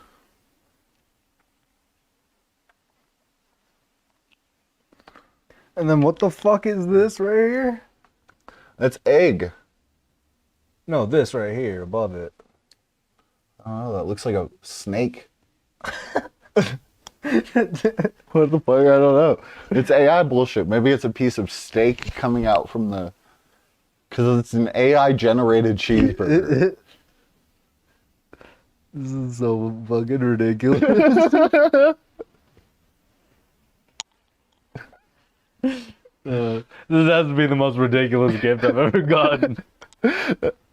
I love it. I'm glad you like it. I figured you need more stuff on your wall. Oh shit. This is a good Oh yeah, I can hang this, huh? Fuck yeah. you know, this is something you can look at and you'll be like, no, that's a funny thing that happened once. I'm gonna put it fucking right there, probably. Seems like a good spot for it. Right? It's just you gotta put it closer to the light, so like right here.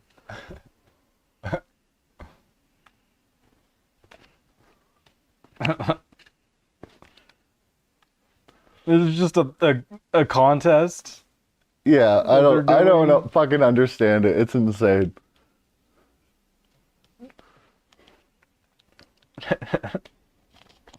Oh man.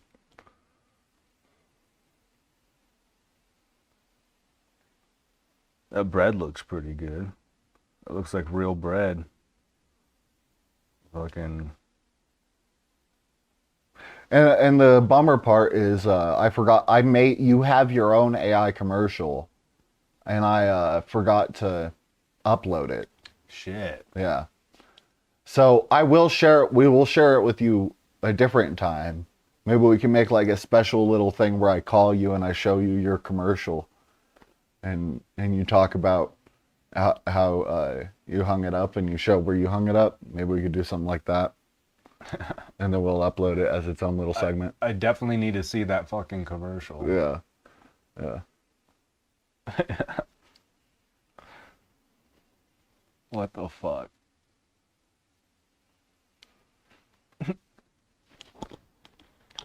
I realized that killed a lot of momentum on the show, and I should have put it at the end. But it's I think hopefully whoever's watching this will be able to enjoy you just staring at the fucking picture of the AI cheeseburger for the last 5 minutes.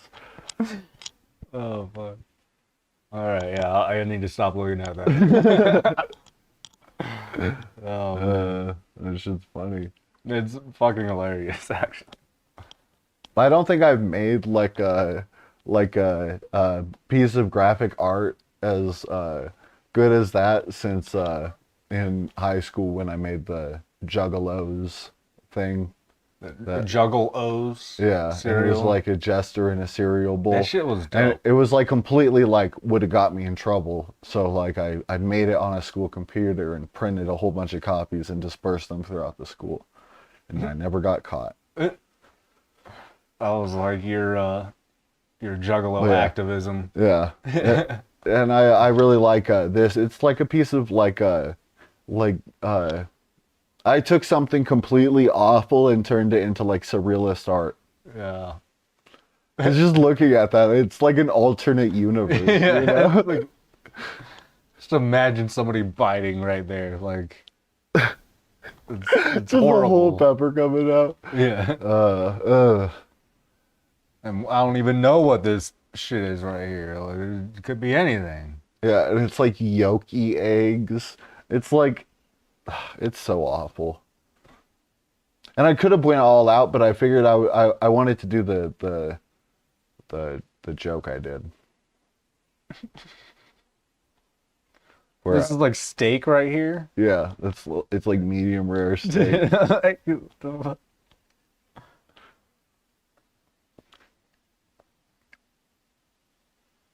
So we have another AI segment. I managed to stuff a couple in here. Right. And so did you hear about this whole AI thing where the thing that happened was this? And then I hand this off to you.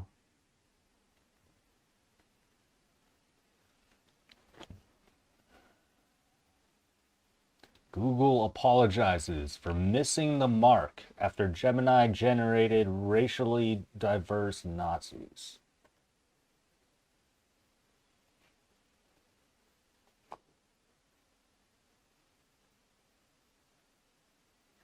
I don't know what this is. Say what? Oh, just ignore me. Google has apologized for what it describes as inaccuracies in some historical image generation depictions with its Gemini AI tool, saying its attempts at creating a wide range of results missed the mark. The statement follows criticism that it depicted specific white figures like the U.S. founding fathers or groups like Nazi-era German soldiers as people of color, possibly as an overcorrection to long-standing racial bias problems in AI. We're aware that the Gemini is offering inaccuracies in some historical image generation depictions, says the Google statement posted this afternoon on X. Okay, scroll down. Let's look at some of these. Look at some of these pictures. Let's look at this shit. Okay, so that's an example. So they're basically saying we designed the system to be diverse instead of racially biased, which is a good idea in theory, but in practice you can't blanket do that. You gotta exclude things based off of like historical contexts. But you know, it's not there yet, and of course AI is like it's stupid as shit. It's learning. Yeah. So so this is typically what you would get if you would say a woman, you know. You get 4 women, you know. And then if you scroll down, we can look at some of the images that we got when people were just looking up Nazis, for example. The fucking like Asian lady and shit. So it looks like we have and I'll pull this up on the big screen. We have Asian looking Nazi, a white Nazi, a lady Nazi, and a black Nazi. You know, all theoretically possible, but maybe not the best example of historical AI pictures. Although I'm not sure if we want our AI pictures, our AI programs to be able to use Nazi as a prompt. That should just be sort of like a banned prompt. I feel like you can only get bad things from doing AI Nazi stuff, like whether it's pro or you're making people dress as Nazis or any of that kind of stuff. You know, like I don't think that's probably like companies can't control this. It's not a freedom of speech thing. You know, they could be like you don't want to generate Nazi propaganda. That's not in order to be fair to society. You can't include the people who want to destroy society. I don't know. I'm trying to think of like why somebody would generate Nazi images like without malicious intent. You know what I mean? Like if they're trying to make like historical images purely like historical. You know what I mean? Yeah, but yeah, exactly.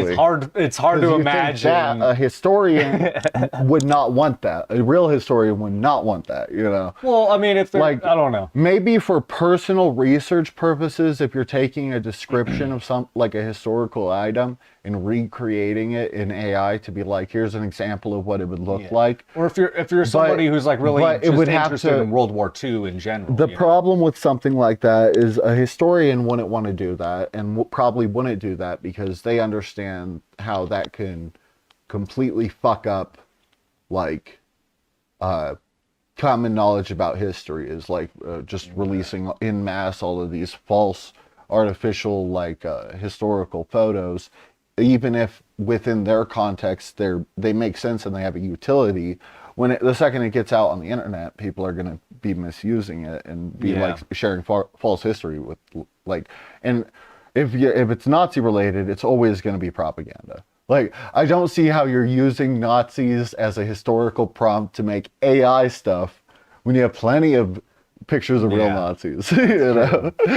That is true. And that's why I said I was trying to think of a scenario where somebody would be doing that, or like just purely just like a hypothetical where but it's hard for me to imagine that. Yeah, like if you were like a historian, if you were like, I was trying to think of like, say you're like trying to create images for like some kind of art project about World War II or something like that. That's what I was trying to think of. Yeah, it's hard for me to imagine a scenario where somebody's doing that. I mean, you know, there probably are students that are going to be doing that. Yeah. But and you can't ascribe like any type of malice to like a 6th grader was doing something like that. Because think about it, they're probably being taught to use that instead of clip art now. Because clip art's kind of hard to use, and no programs really use clip art anymore. But you can like, there are probably like plenty of programs that are like accessible school apps being developed right now for schools where it's like, here, generate like learning tools. I don't know if they'll pass, but I'm sure they exist. Yeah, it's scary, man. So let's look at more of these funny photos. Yeah. Let's alleviate Some this a more, little bit. Racially diverse historical photos and whatnot. Oh shit, here we go. Okay. Okay, so now we have diverse U.S. senators from the 1800s. Okay. Yeah, that kind of misses the mark. Yeah. The guy on the top right just looks like a college professor or something to But me, you know what I mean? Like, it looks like they also specifically looked up diverse. Like you're kind of forcing the program to create something imaginary because yeah, Congress wasn't the senator. Yeah, the Congress wasn't diverse. the bottom right image is So you're literally kind of pushing the scale a little. Yeah, that's like a. that's an image of a fucking like I find it hard to imagine you didn't use any words like Native American, American Indian, Yeah. or anything like that to get that Well, image. and it says it just gave you that. It says right above it, like if you scroll back up, Yeah. it says, sure, here are some images featuring diverse U.S. senators from the 1800s. So that means you probably Yeah. said diverse U.S. senators from the 1800s. And it's going to force an answer like that. Oh, generate a picture of U.S. senators from the 1800s. Oh, well, that's what they're claiming, but it says right there, diverse. Yeah, I don't know. I find that hard to believe. Yeah. Like with that image specifically, like I find it hard to believe that you didn't use any specific prompts to get. Why is it just the most cartoonish, like stereotypical depiction of a Native American? You know what I mean? Yeah, Like, I feel like the claim at the bottom, generate a picture of U.S. senators from the 1800s, isn't true. And that screenshot includes the true thing right there that is diverse U.S. senators from the 1800s. Yeah, exactly. You know, I Yeah. feel like, yeah, that's definitely. like that's more true than what they're claiming right there. So this is kind of fun. Instead of being truthers for like 9/11 and flat Earth, let's just be truthers for random articles on the internet and stories by the cops and journalists.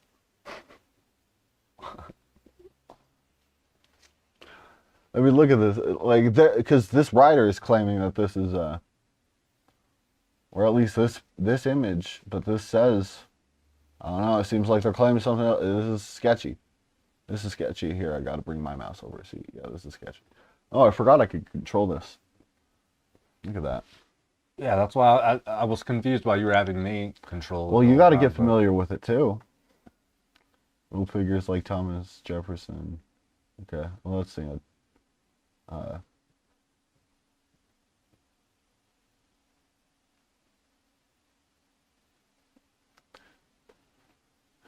Well, this is weird.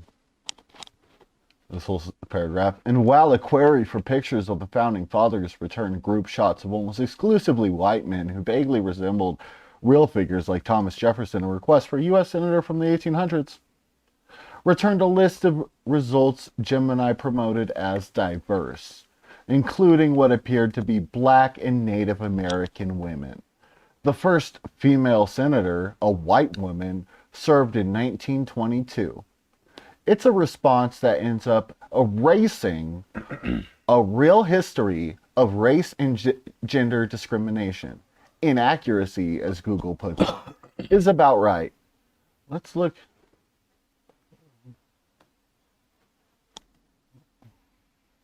See, I just want to see something. I just want to see something. I just want to see something. Oh.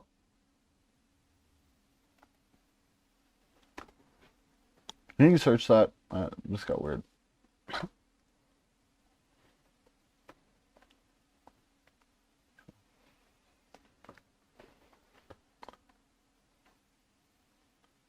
Look at this. Look at this. Look. I bet. Oh.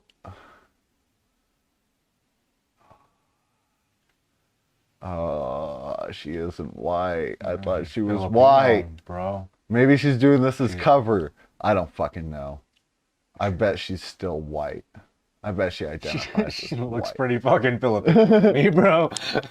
I would know.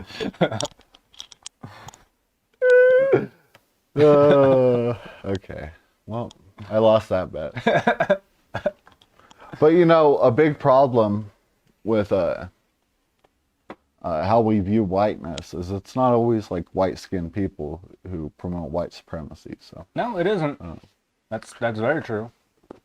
But yeah, my biases did not prove true that time, and I will not apologize for that. But instead, I will offer another segment. Have you heard about the new moon launch? You heard anything about this? You hear about this? No. They went to the moon again? No. You hear about this? I haven't been paying attention to like anything. Now in the world, man. I've closing been in my on own the world moon for a at while. nearly 25,000 miles per This thing's pretty dumb.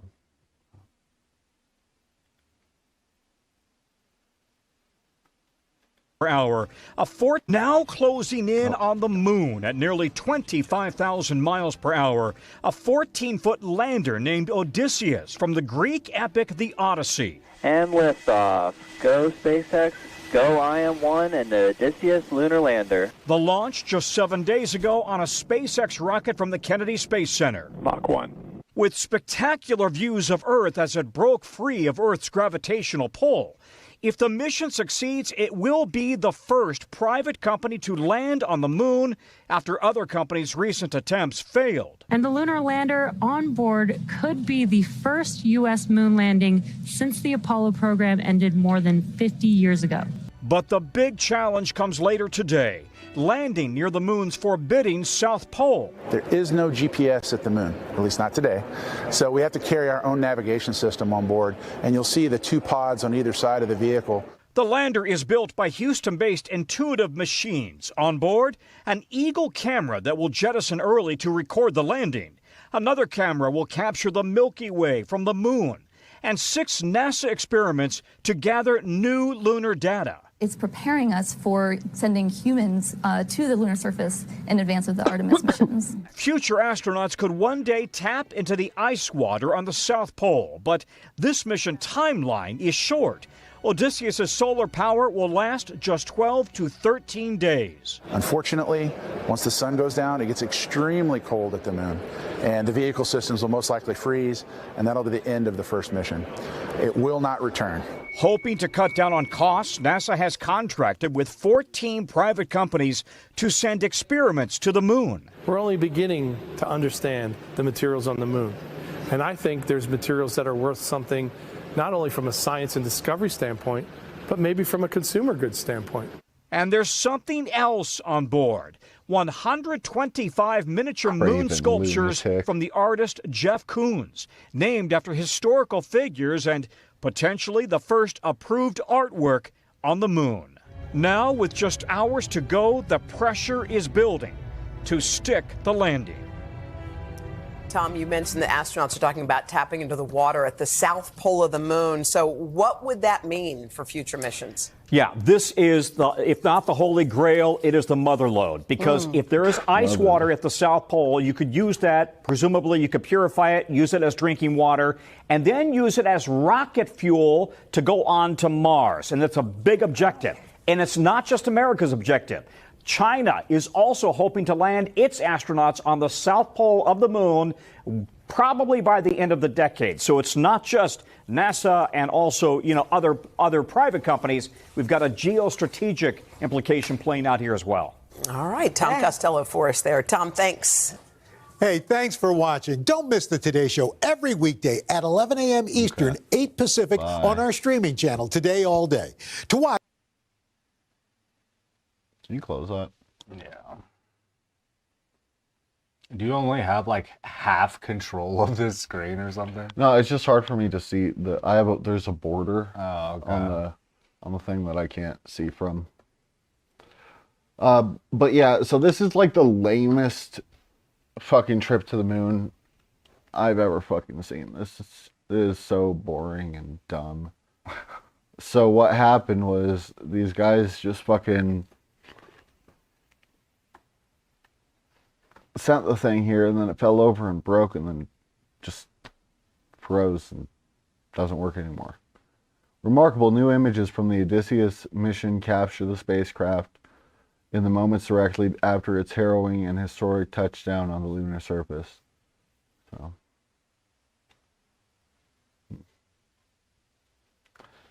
Houston-based company developed the Odysseus lander, shared the photos of a news briefing Wednesday. During the news conference, officials from Intuitive Machines and NASA, which paid to fly instruments on the mission, also confirmed that all of Odysseus's instruments are transmitting data, leading them to declare the mission successful despite significant setbacks during the mission's dramatic descent to the surface.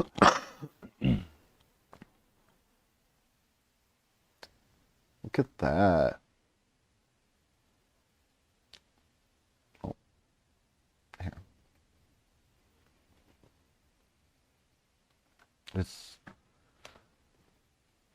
really underwhelming.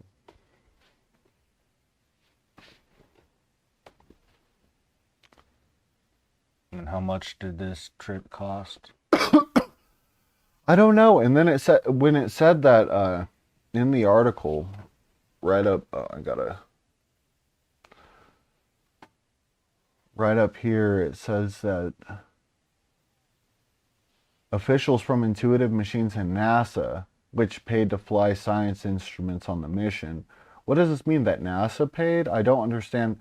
Does this mean NASA paid this private company to fly this thing to the moon?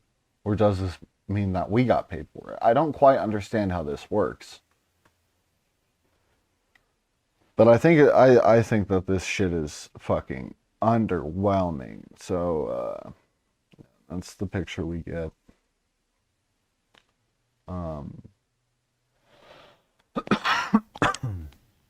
They studied how the lunar soil reacted to Odysseus's engine as it descended towards the moon. And then it didn't work. It did not collect data during the spacecraft's touchdown because of a hardware issue.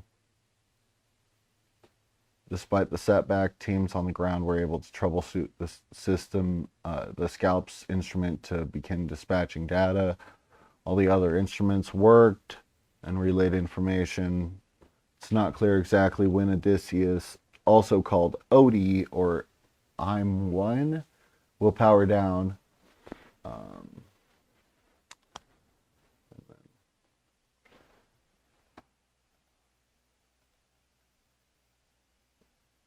And then it powered down very quickly. So it powered down on February 30th. What's the last day? It was there for 8 days. It was the 29th because it's a leap year. So it was there for a week. And then it broke. Yeah, just 1 week after touching down. Here. So, see the last image of it. Yeah, can you full screen that? So.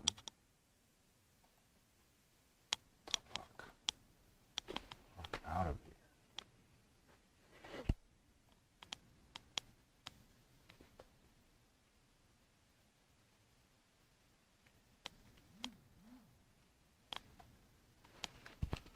Okay. Is that it? The only image? Oh, here's a bigger.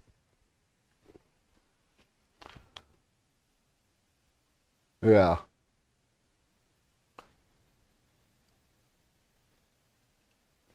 This right here looks like another planet or something. There, I gotta. Yeah, I don't know what that is. Well, it looks like a planet. Yeah, it looks like maybe the sun and then Earth peeking out in the top. Oh yeah, maybe that's supposed to be Earth. That could be. Yeah, that makes sense.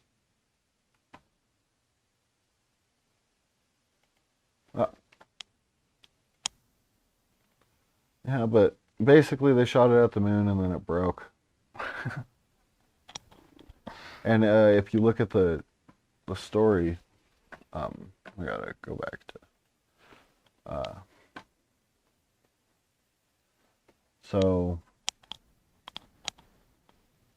first, a malfunction with the craft's landing lasers forced it to use a backup, and the lander then snapped one of its 6 legs upon touchdown, causing it to fall and bump its head against a rock. Now, as lunar night approaches, flight controllers have ordered the face-planted craft to power down. 2 to 3 weeks of bitter cold and darkness lie ahead without any sunlight striking the tipped spaceship's solar panels. It's far from certain it will reawaken. And it's that one last photo. What a fucking waste of time. Yeah. Okay, so we're gonna get this energy back up.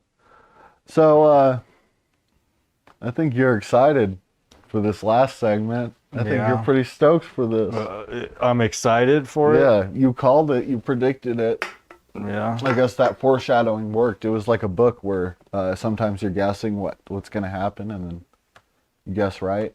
Yeah, when the book directly tells you something that could happen, then you guess that it's gonna happen. Yeah, exactly. And so you remember how we had a conversation about Mr. Rob Van Winkle. Rob Van Winkle. Yeah. The most gangster name of all hip hop history. Yeah. For sure. Well, Mr. Van Winkle, I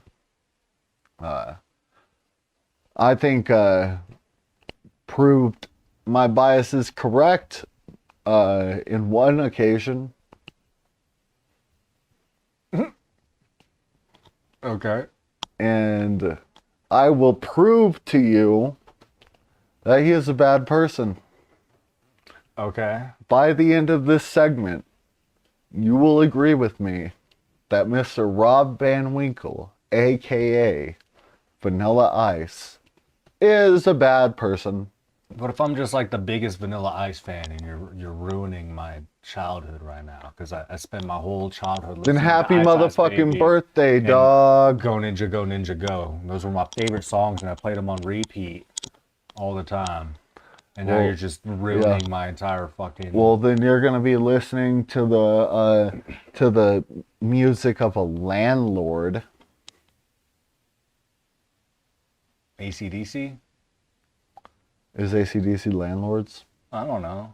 I feel like a landlord would listen to AC/DC probably. Oh no, the music made by a landlord. Oh, music made by a landlord. Yeah. I'm thirsty. Do you have a drink? I forgot my water bottle. Do you have like a water cup? Yeah. You can grab a water bottle from the Okay. fridge if you want. Yeah, I'll grab one of those. You got to keep vamping. I'll keep vamping. So, I don't know what this guy's talking about. Vanilla Ice is the coolest dude in the world. He's Ice. Ice Baby. Like, the dude is fucking... He's got that fucking hair, you know? Well, he did. He doesn't anymore. But he had the fucking high top. You know what I'm talking about? Fucking slick ass fucking shit. He dressed in like all white. So just a reminder, here you go. This is who we're talking about. You can go ahead and watch that. I will watch this video.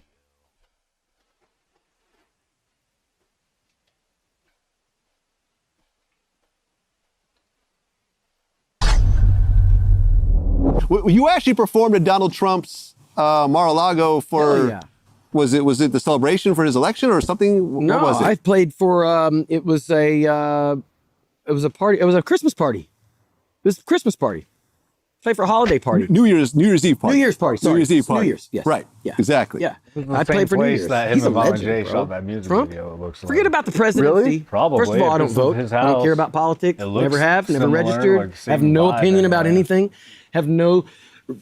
I have fans on both sides of all that, and I would never alienate them. And I just look at it like, you guys get caught up in that mess. You go sit in your voting line. They don't pay you. They don't pay you to go form an opinion about that guy or this guy. But yet you fall victim to all of it, right? Like, turn the news channel off. Go to Florida. This is why Florida exists. We have palm trees and pina coladas while you're sitting in your voting line, watching your news channel going, I don't like Trump. I don't like Biden. I don't like what's going on in my life. You're 50-something, right? Like me? 50. So we've lived through dozens of presidents, man. Yeah. Ain't nothing ever changed. Why would you fall victim to the propaganda, to the opinion forming? They don't pay you a penny. Now let's look at the end of your life. Mm-hmm. You have a list. What did I spend all this time on? Who did I vote Let's for? calculate all of it together and put it in a circle graph, and then you'll see that the graph that you thought was an hour on TV here one night, 2 hours on TV, watching the news or the debate, or standing in a voting line, and then you'll go, how much did they pay me for any of that? Zero. How much money could I have made with all that time? A lot. How many pina coladas and beer and good times could have I been having instead of sitting in a voting line or having an opinion or a conversation just about Trump for 2 hours with my grandma or something? Yeah. Try me. Watch what I do. I've become an expert at changing opinions and different things and the whole topic. I'm just like, listen, you got to understand that you're falling victim. Don't be the sheep. If everyone jumps off the freaking cliff, are you going to jump off it too? Of course you're going to say no, but you're all being sheep. Wisdom is a thing that we all need, and Generation X knows it more than anybody on the planet. And I feel sorry for the kids growing up in this world today, playing Fortnite and shit. That's not reality. Let's get real, man. Reality is what you and I are doing right now. We're talking in person, public, and seeing each other, not through a computer screen. We are the last living generation that'll ever know what it's like to live without a computer. That'll never happen again. We are the last living ones. That's true. No, everyone's growing up with computers now. Everyone's growing up with cell phones. Cyber world is not real. Little kids have iPhone watches now. It starts early. Exactly my point, man. Yes. It's all basically set up for you to be a sheep. It's you know what I call it? The carrot and the rabbit technique. They all the people who are using it, whether they're Freemasons, politicians, whoever they are, news channels, everybody has a carrot and a freaking, and they're reeling them in. And they're reeling, come this way with my carrot. Am I right? And everybody, we're all rabbits. Don't be a rabbit. Don't be a rabbit. Yeah. Is that enough to prove he's a bad person? So explain why he's a bad person. I don't know. He talked shit on video games. He talked shit on video games? That's one. We'll just add that to a list. That's one thing. Here. Let's get you a list started. Yeah, I'll get you a list started. Here, I got to make sure the font's pretty big for so the audience can see it. I thought you were going to show me something of him like saying something like racist or something. That's I got to be honest, I was expecting something a lot more shocking. Okay, that one thing wasn't enough, right? I guess not. But you still got to write down. I'll tell you the couple. We got to write down a couple things about this, right? So,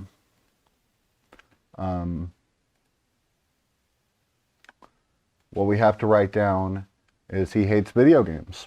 You got to put that. Vanilla Ice hates video games. He just said so right there. You heard him say. Wait. He was blaming Fortnite for all this shit. Hates video games. Hates video games. Yep. He would rather you be out in the real world. So that's one thing. So, but that's not enough to say he's a bad person. I think it's a bad take. I don't think that makes you a bad person. Okay. Well, the thing he was responding to in this was him going to Trump's birthday party. So we should probably just add that as a little fact. You should add went to Trump's 2023 birthday party. Went to Trump's B-Day. Oh. Okay.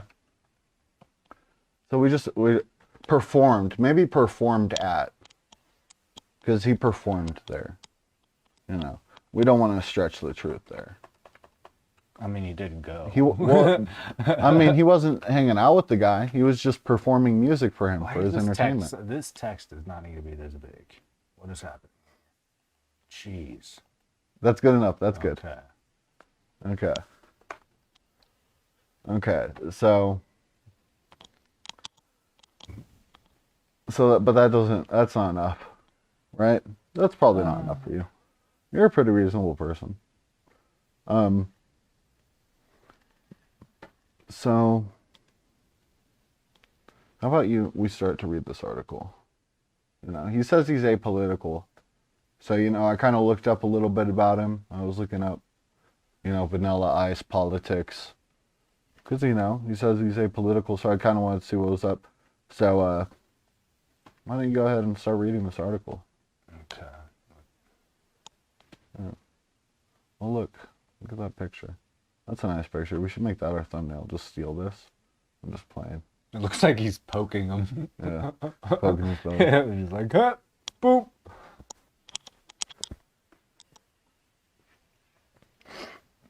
Am I reading it out Yeah. loud? Okay. Yeah. A Florida real estate broker recruited rapper Vanilla Ice to pitch his friend Donald Trump Jr. a plan to build the Donald Trump Presidential Library on the site of a Palm Beach trailer park, the Palm Beach Post reports. Real estate broker James Arena hatched a plan to sell the 43-acre coastal town of Briny Breezes, which is made up entirely of a mobile home park, for $1 billion as the potential site of the Trump Presidential Library, according to the report. Arena told the Post that he recruited mutual friend Vanilla Ice to pitch it to the family. Vanilla Ice ran it by Donald Jr., Arena told the outlet. He called me back and said, "Man, I think they're really into it."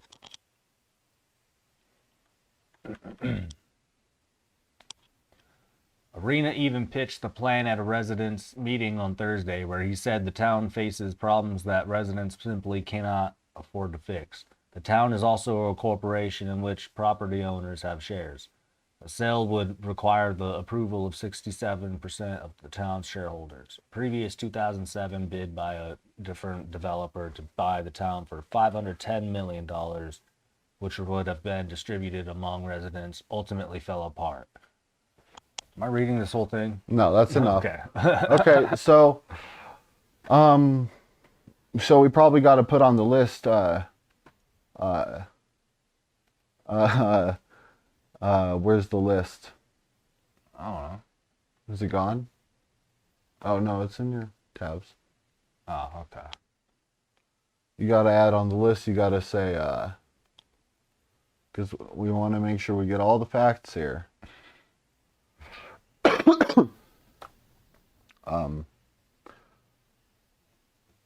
Wanted to destroy trailer park for Trump Museum.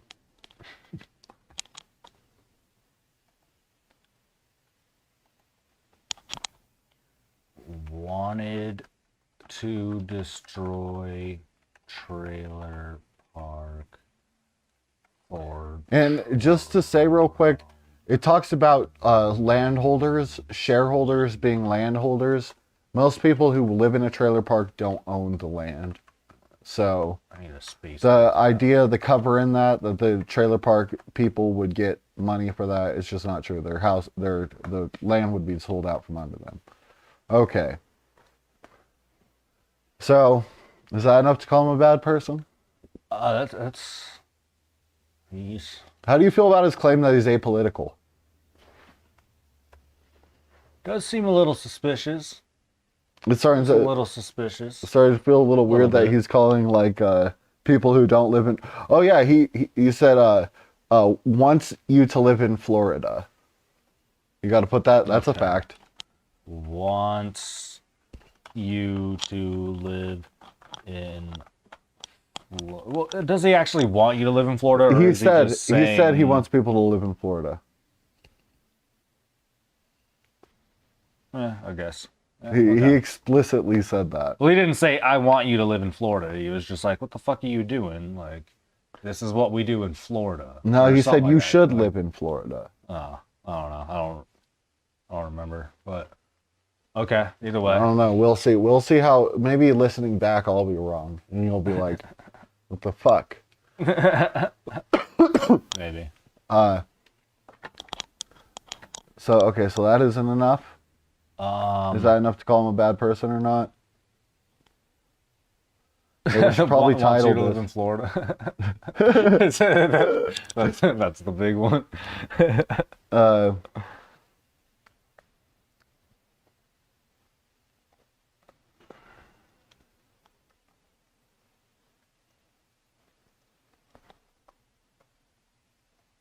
feel like this text is too big.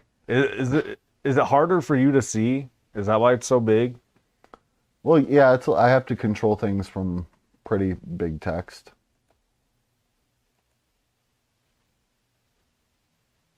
Because everything's tiny on my screen. Yeah, okay. Yeah. All right. And it's funnier this way when the text is all janky. But you can center everything if you want. You could do Control A. I mean, it's I don't care. Would it be better if it was centered? I really don't care that much. Okay. Okay, so this isn't enough to call him a bad person. He's sus at this point. Hates I'm gonna video call him games, sus. performed at Trump's birthday, wanted to destroy a trailer park for a Trump museum. That's what it is. Wants you to live in Florida. Wants you to live in Florida is definitely sus. That's pretty weird. Ron DeSantis is the governor of Florida. I mean, he may claim he's apolitical, but we'll see a little bit more about this claim. All right.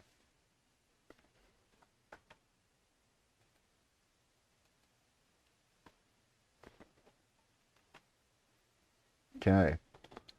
How about you read this article? Donald Trump, Vanilla Ice on hurricane watch as Matthew prepares to... what the fuck? Oh, sorry. Motherfucker. You gotta exit out of that. You gotta click off. Yeah. Donald Trump, Vanilla Ice on hurricane watch as Matthew prepares to batter Florida. I hate the way fucking article titles are punctuated and shit. I don't understand what that means. What, Donald Trump and Vanilla Ice are on hurricane watch? Yeah. Like, why don't you fucking say that? I don't know. Just put a little and symbol. It would be like one more character. Maybe that's bad journalism. Maybe that's considered bad journalism. Oh, this is fucking bad journalism because I don't understand what the fucking the headline is supposed to mean. Yeah, maybe. Like, come on, man. All right. Thousands are bracing for impact as Hurricane Matthew barrels toward the U.S., including presidential hopeful Donald Trump, whose landmark estate may be in harm's way.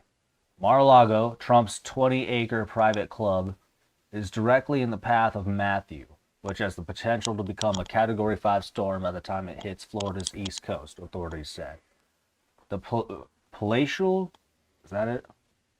Am I pronouncing that right? Palatial? Yeah. The palatial estate has withstood a number of hurricanes that have struck the property since its completion in 1927, in big part due to its steel and concrete infrastructure, as well as its 3-foot thick walls. This place will not move, Trump's former butler, Tony Senical, told the Palm Beach Post in 2005. That's why during a hurricane, you'll always see me here. If it goes, I'll go with it.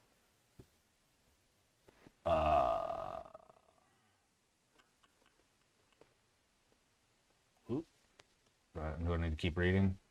I'll read a little bit. Okay.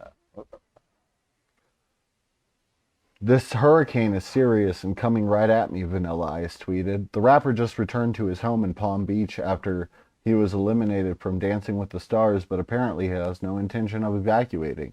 I'm going to ride out the storm. I'll keep you updated. The National Weather Service in Melbourne, it's probably Melbourne, Florida, huh? Because it's Melbourne in Australia, so it's probably pronounced right in America. Melbourne, Yeah, Florida. I would say Melbourne. Urged residents to leave the area, saying Matthew would likely be stronger than any other hurricane Florida has seen in recent years. Airborne debris lofted by extreme winds will be capable of breaching structures, unprotected windows, and vehicles. Effects such as these, ranging from the coast to well inland, have not been experienced in central Florida in decades. And then,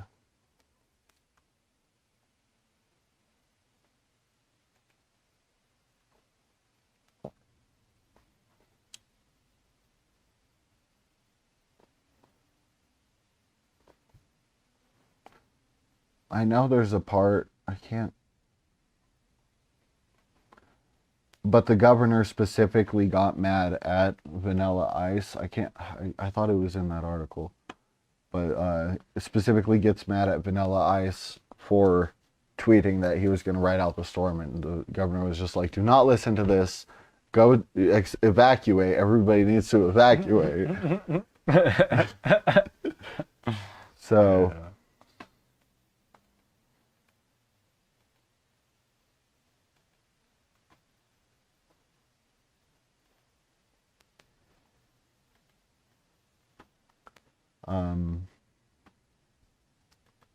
we don't really add much to that, except now we know he lives in Palm Beach. He's Trump's neighbor and he performs for him. And also, he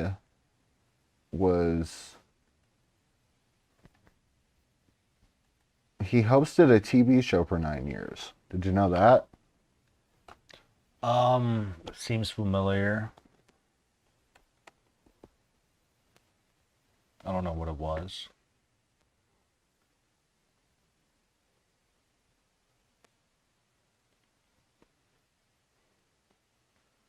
Okay.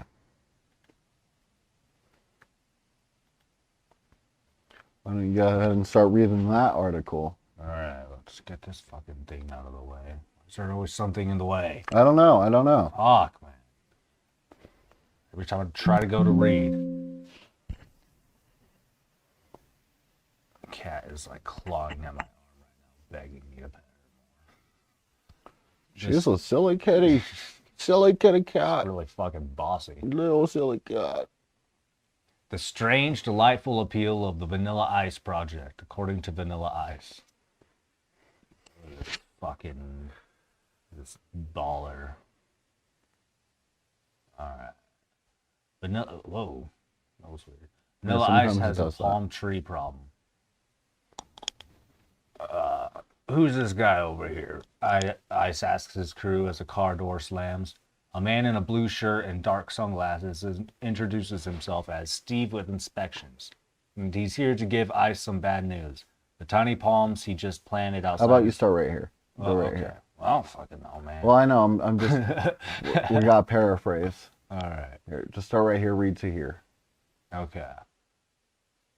It's the sort right there. Yeah. It's the sort of scene from the Vanilla Ice project, the rapper's DIY network show that just wrapped this 9th season that hooked me. There's just something so mind-numbingly entertaining about watching Vanilla Ice strap on a hard hat, take down some walls, and navigate the nuanced world of homeowners association bylaws. Sure, in many ways, the Vanilla Ice project largely fills the same niche as other home improvement shows, but it's the little touches, like palm tree drama and his fantastically goofy catchphrases, that make it unlike anything else on TV. Okay. So, you gotta put hosts a home improvement show. You gotta put hosts a home improvement show on your list.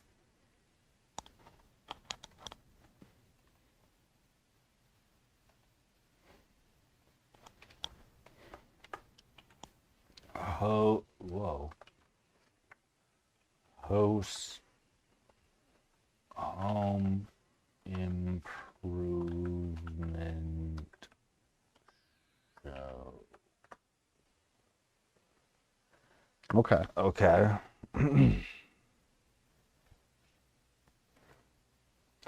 See, I thought I had it on here, but here, I'll look it up.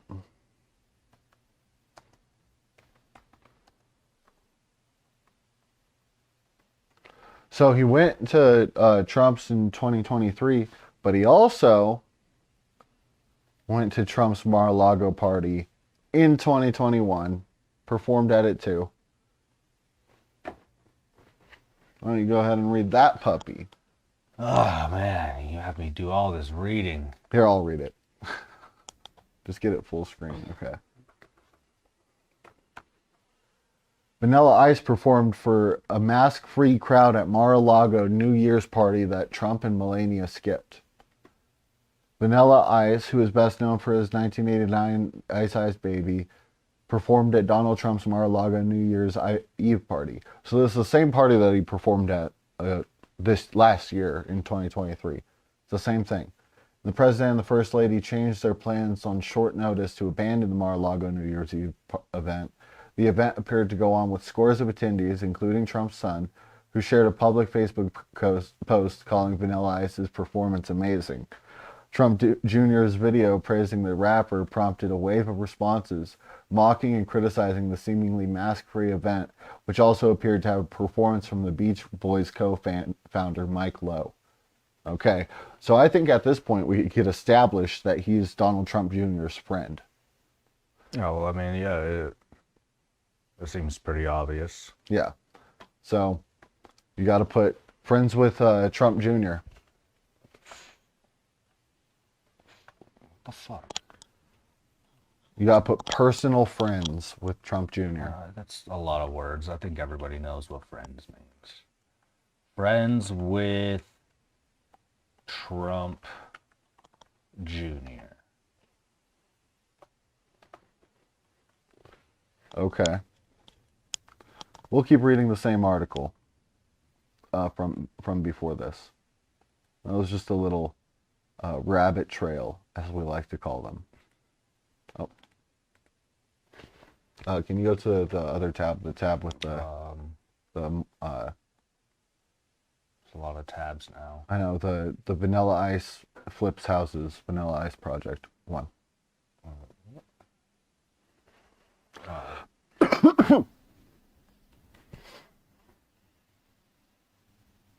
Okay. This one, right? Yeah. Okay. So blah blah blah, Vanilla Ice with it, Vanilla Ice. Okay, so there was that time in 2004 when Ice's pet kangaroo, Bucky Buckaroo, got loose in Port St. Lucie, Florida. I have all kinds of animals, including a lynx named Chinks, Ice told NASCAR Illustrated when asked about Bucky Buckaroo. There was a major theatrical debut in 2011. So we got to put on this list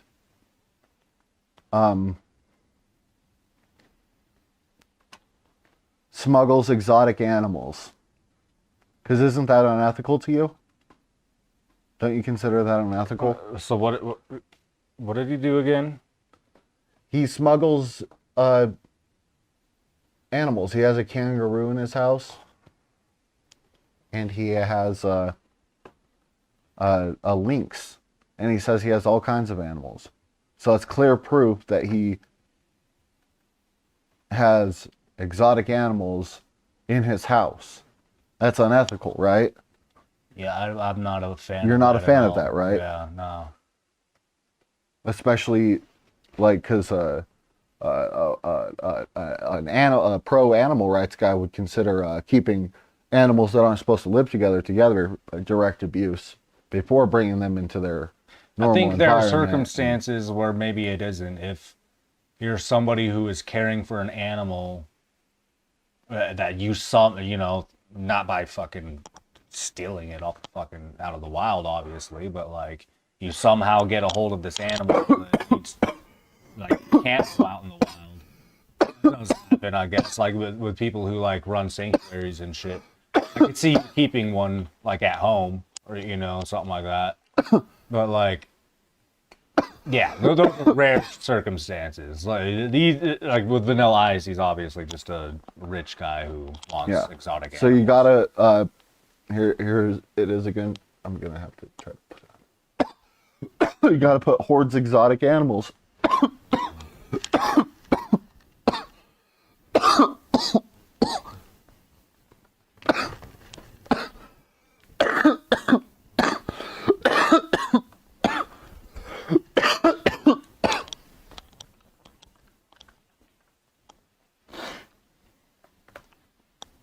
Okay. So we're still going to read the same article. Okay.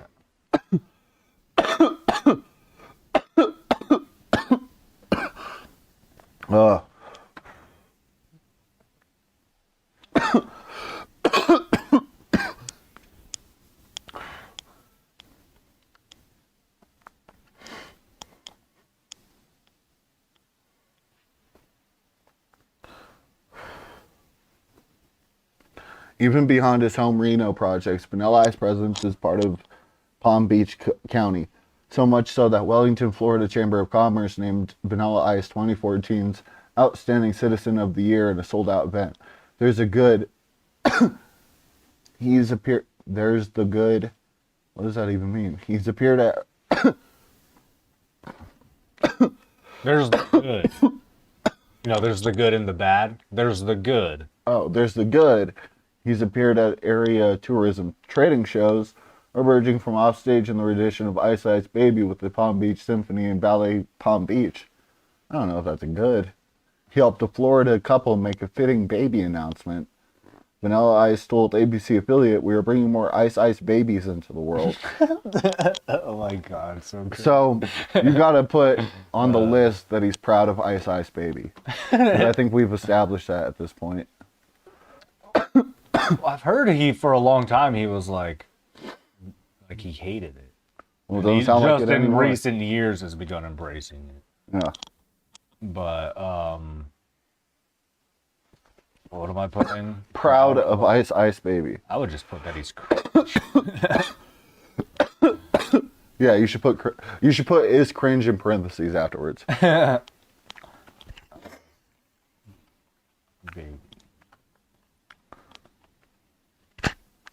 Is cringe. Well, maybe just cringe? I don't know, it won't fit either way. Yeah, that's good enough. Okay. So, is he a bad person yet? That probably still isn't enough to prove he's a bad person, right? Well, don't worry, because there's more. I don't like calling people bad people when they do things I don't like. If you know what I mean, like. Okay. But yeah, Okay. Well, maybe seems like you're saving the spicy stuff for last. Well, so. it seems like the only way we could judge whether people are good people or bad people is by the things that they do and the people they are. So otherwise, like, there's no point for the term, right? There's no. Like, I don't think evil exists, like there's like people who cause harm and people who don't, right? So, I don't believe there's like a supernatural aspect to that. And so we could give him the benefit of the doubt so far. Maybe he doesn't cause that much harm. Maybe he's a lot better in his personal life,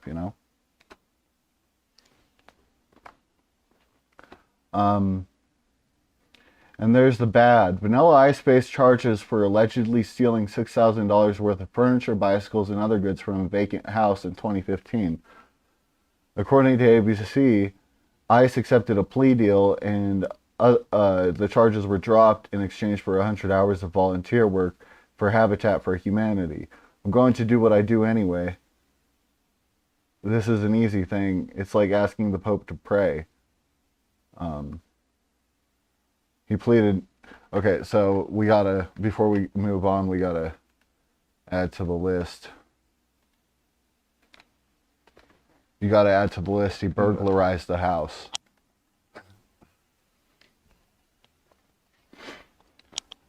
Burglarized.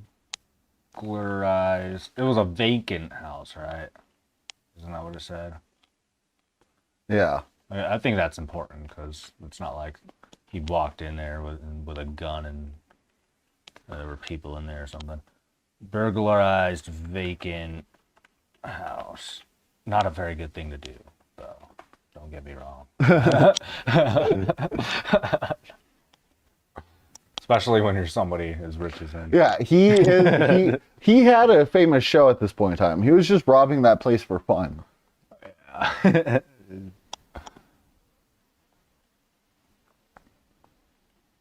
But not only did he have a house, he also is a landlord. The reason why he got popular with his show is because he was selling houses in the first place. And so we should probably put that on here too. He is a landlord. Is a landlord. Put that in all caps. Okay.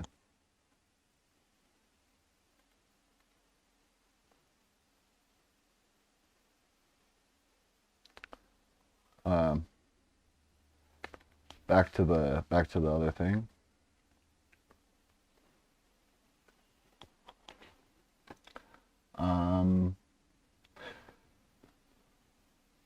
It's like asking the Pope to pray when asked about the community service he had to do. He pleaded no contest to a domestic violence misdemeanor in 2001 and was sentenced to 1 year's probation, according to the Palm Beach Post. So, domestic violence, that's weird. What do you think happened?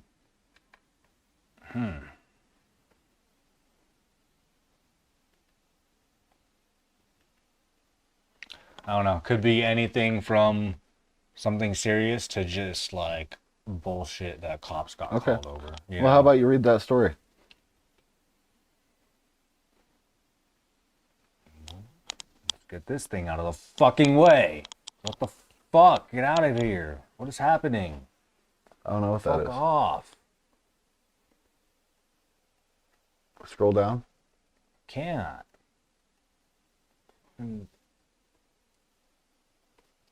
Okay. Every time I go to read some.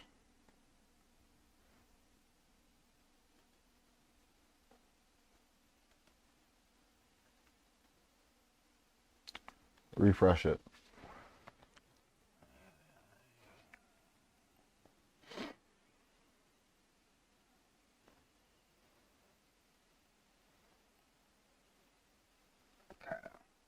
Shit, let me read. I guess I gotta read that title out loud. Vanilla Ice out of jail after arrest for battery.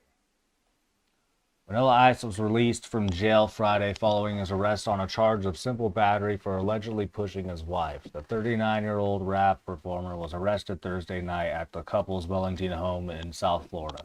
Police said his wife called 911 saying he had kicked and hit her during an argument over buying a bedroom set. She later told deputies he had only pushed her. Wait, what the fuck? That's enough. Okay. That's probably enough. Yeah, it just like cuts off right there, all weird. So, and he pleaded no contest to that. She changed her story to it being a push, but we know what fucking happened. He hit his wife. So you need to put on there that he hit his wife. This is an objective fact. This is a fact of nature. Vanilla Ice hit his wife at least once. His wife. At least once. Oh, and you need to update. He went to Trump's birthday party and change it to twice.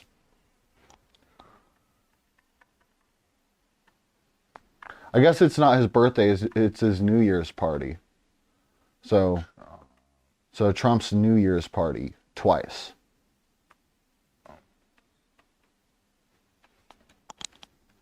I'll just put party. Party twice.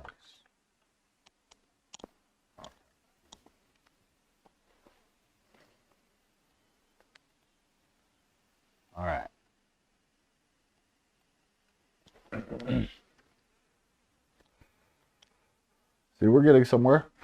Okay. So is he a bad person? Yeah. It's a pretty bad thing to do. You think you think his hit TV show makes up for it? Yeah, obviously. Okay. And Ice Ice Baby. What about the okay.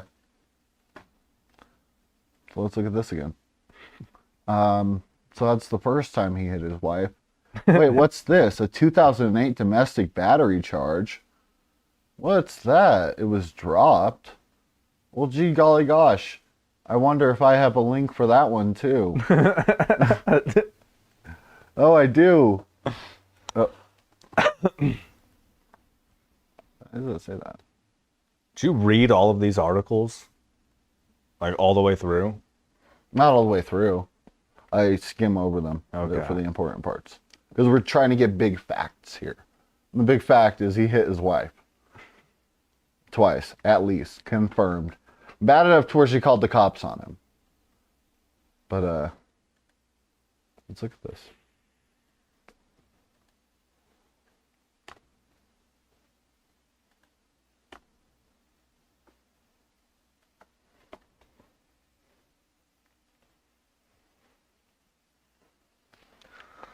Right. Get all these fucking things off the screen again.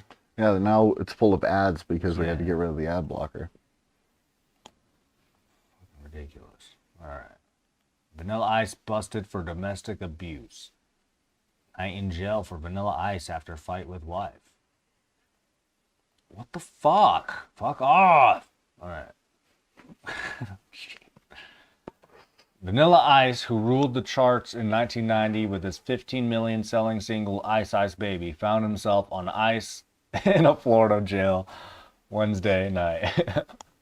Police were summoned after the musician, born Robert Van Winkle, allegedly struck his wife, Laura, as the couple drove on Interstate 595 in the town of Davie, according to Broward County Police. Ice denied striking his wife, telling police that he had placed his hand over her mouth to shut her up, according to a police report. That's a lot better. It's not funny. We're laughing because it's awful. I'm laughing because that's his. Like, no, I didn't hit her. I just put my mouth on her, my hand on her mouth to shut her up, to keep her from screaming. However, he did admit to ripping out some of her hair. And then I pulled out some of her hair. But insisted he did so to prevent her from jumping out the truck's window. According to the Associated Press, his wife told quite a different story, claiming that she feared her husband. The incident was witnessed by the couple's 2 children. The rapper was arrested at the scene, taken into custody, and released on Thursday on $3,500 bail. So you should probably upgrade that thing to he abuses his wife in front of his children. Abused his wife in front of his children. Abused wife in front of children. Yeah, okay. I don't know. How do you feel about him? Oh man, the story he gave the cops is already pretty awful. Yeah. And they said that his wife told a very different story. Yeah, it's so fucked up. Yeah, I'm not laughing. So let's go through the list real quick. Shit, okay. Alright. What? Oh, what the fuck did... Man, this computer is janky. Alright. Alright, so, is Vanilla Ice a bad person? He hates video games. It's like it's just a bad take. Performed at Trump's party twice. He's definitely not apolitical. Hanging out with Trump. I find it interesting. People so close to Trump would so publicly say like, "Y'all are fucking stupid for voting." Yeah. Like, I feel like that sounds because he just wants his people. He wants his people to be complacent, you know. or pro-Trump because he's pro-Trump. Because he doesn't say it out loud, I'm pro-Trump, but he fucking hangs out with the guy, you know? Wanted to destroy trailer park for Trump museum. Wants you to live in Florida. Florida? Hosts home improvement show. So he's like the next Tim Allen. Friends with Trump Jr. I feel like that should be further up the with the other Trump thing. Yeah, probably. Hoards exotic animals. Not a very nice thing to do, buddy. But some people may not know better, you know. Some people might do it responsibly too. Yeah, exactly. And they saving may them, not but see I have a anything feeling. unethical. I have a feeling Vanilla Ice is probably not doing it ethically. I don't know. Not hoarding animals ethically. I would probably guess that. Proud of Ice Ice Baby and is cringe about it. That's got to be the worst one. Burglarized vacant house. That's pretty crazy for someone of his like wealth. Yeah, and then you get He stole $6,000 worth of shit. He just did that to steal from someone. Yeah, he just. Yeah, I mean that's the hood in him, I guess. I didn't realize he was like that. I don't think he's very from the hood. streets. I don't think he's from the streets. Yeah, I know. I'm joking. He probably never did that until he became rich. Yeah. He's a LARPer. Is a landlord. So we, you know, we've all had landlords. Some of them are kind of cool, maybe, but maybe because I think we fucked up by making abused wife in front of children different from the first hitting his wife. I just replaced hit his wife. Yeah, I know, but we should probably just add kicked his wife because he kicked her in the first story. And we just want to be true to the story, you know. Kicked his wife on a different. Kicked his wife. Kicked his wife. That's all we know for sure. We don't really know what else he did. We know for sure that he pulled out her hair and. Well, that was the one in front of the children. Yeah, I know. We're not adding more. I'm just saying. Yeah. He pulled out her hair and held his hand over her mouth. And that's what he told the cops while he was driving. But it was just for her own safety. So, according to him. Well, let's play devil's advocate. Maybe she was being psychotic, and that's how he reacted. What about the time he pled no contest to a battery charge for kicking his wife? Yeah. Okay, I have a little bit more.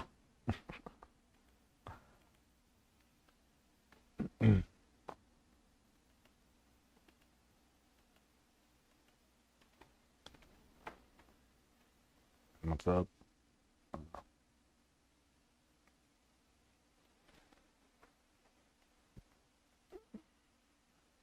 Where'd that go?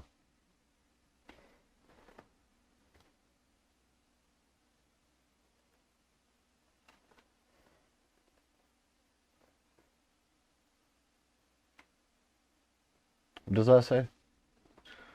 Those ads are crazy, man. Yeah. If you're over 40 years old, this realistic game is a must.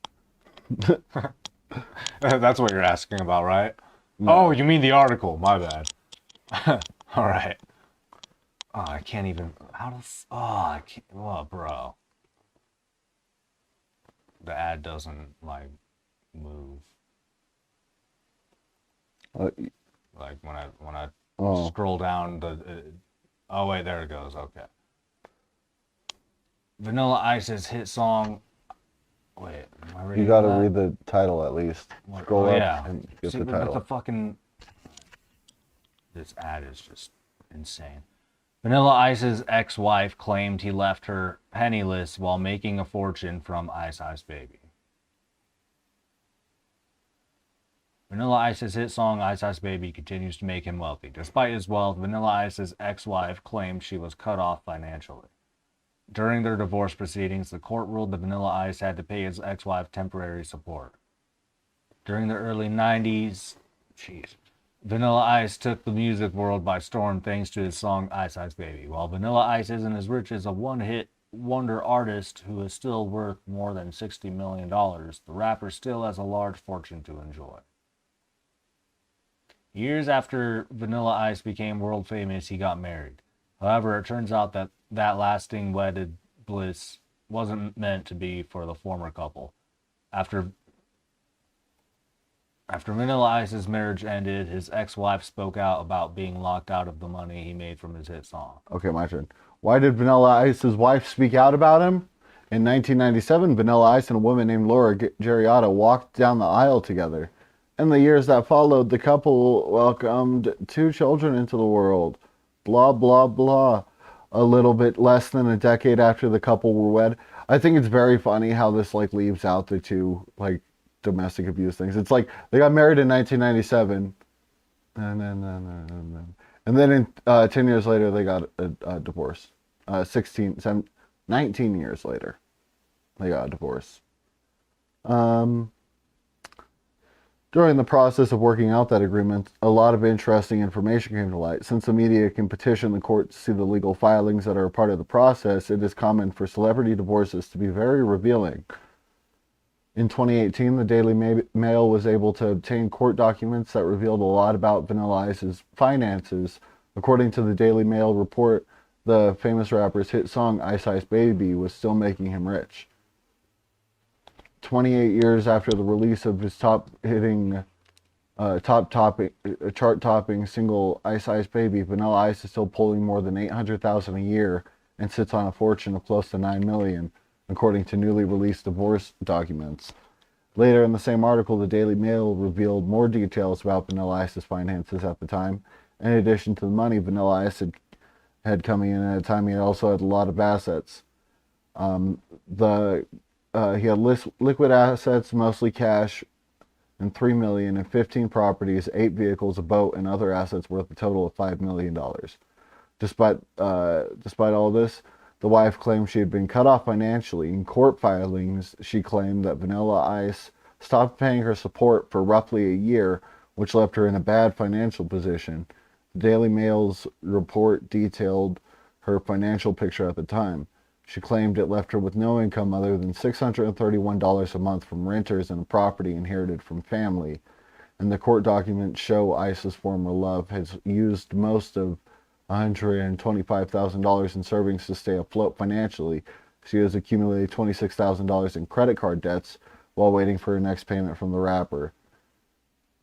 At the time of the Daily Mail's report, Vanilla Ice and her were still working out details of the divorce. So...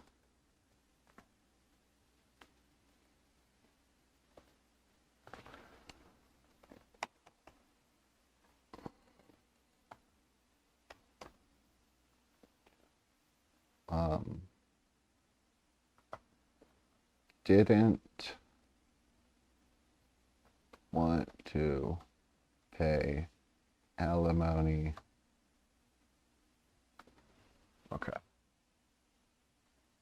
Now, mind you, this is a lady that lived with him for 19 years. She didn't have a job. She didn't have anything set up in her life, and was divorced by the person who supported her and had she had all the kids and took care of all that labor. So we really have to keep that in mind now. Do you think Vanilla Ice is a bad person? Is this all we have now?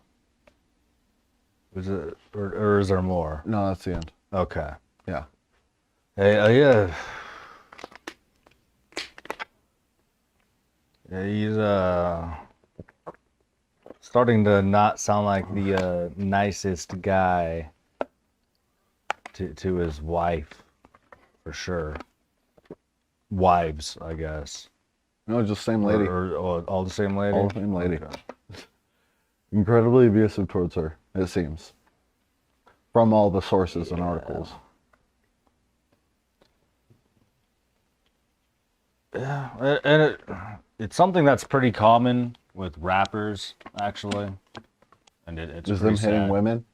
Yeah, it comes out a lot. There's a lot of the allegations come out a lot. Right? That does seem to be a common thing. But I mean, I don't think Vanilla Ice counts as that. I think Vanilla Ice is more like as a rapper. Yeah, I don't think he counts as a rapper, actually. I think he just counts as like a rich white guy. You know, at Yeah, this for the point. most part, yeah. But I don't know, maybe some of his raps were actually sick. I mean, he had a song with ICP. I don't know how sick that was, how dope it was. It was with ICP, bro. It's got to be sick. No, I'm just playing. Yeah. Yeah, but that's like all I really had planned for the episode.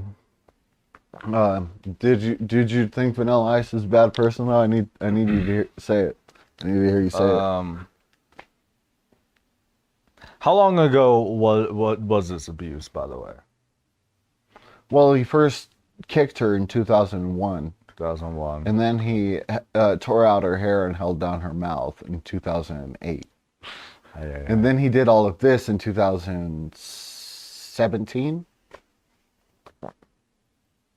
With the like alimony. The alimony stuff. thing. Yeah. Yeah. So, Seems like a pattern. Yeah, it seems like a he pattern. never was because repentant about it. sometimes people are abusive and they change. Yeah, that's it happens, true. I and believe in that. I don't think it's fair to hold that I against believe in people. reformation. Yeah, I truly do. it happens. But I think some people just get away with shit too. I don't. Yeah, think, and that I don't happens. think those are the things for reformers. That also happens.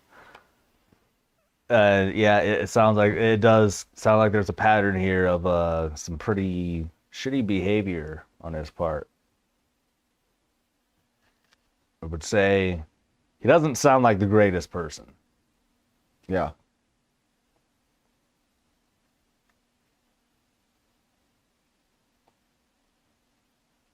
Do that with zeros. How do you feel about all this dirt I dug up on him to show you that I was right, to show that he was a bad guy? I Because feel like I think this is directly connected to him being like apolitical and being like a secret Republican, is the fact that he like beats his wife. Do you think that's those two directly related? Yeah, because he isn't honest about who he is. I wouldn't say that's directly related. I would think just say it's it's all a part of his shitty behavior. Like, I don't see how that's directly related at all. I think it's direct. Like this dude beats his wife, so obviously he's secretly a Republican. Like, it sounds a little crazy, I just gotta say. But him being close friends with Trump Jr. and performing at the parties, that makes it seem like he's probably secretly Republican more than him Well, being what about his wife. him? How do you feel about him lying and calling people sheep and saying that he actually isn't that interested in politics when he clearly I don't is? think he's lying about that. I mean, that's. Do you think he doesn't think people are sheep for voting? Like,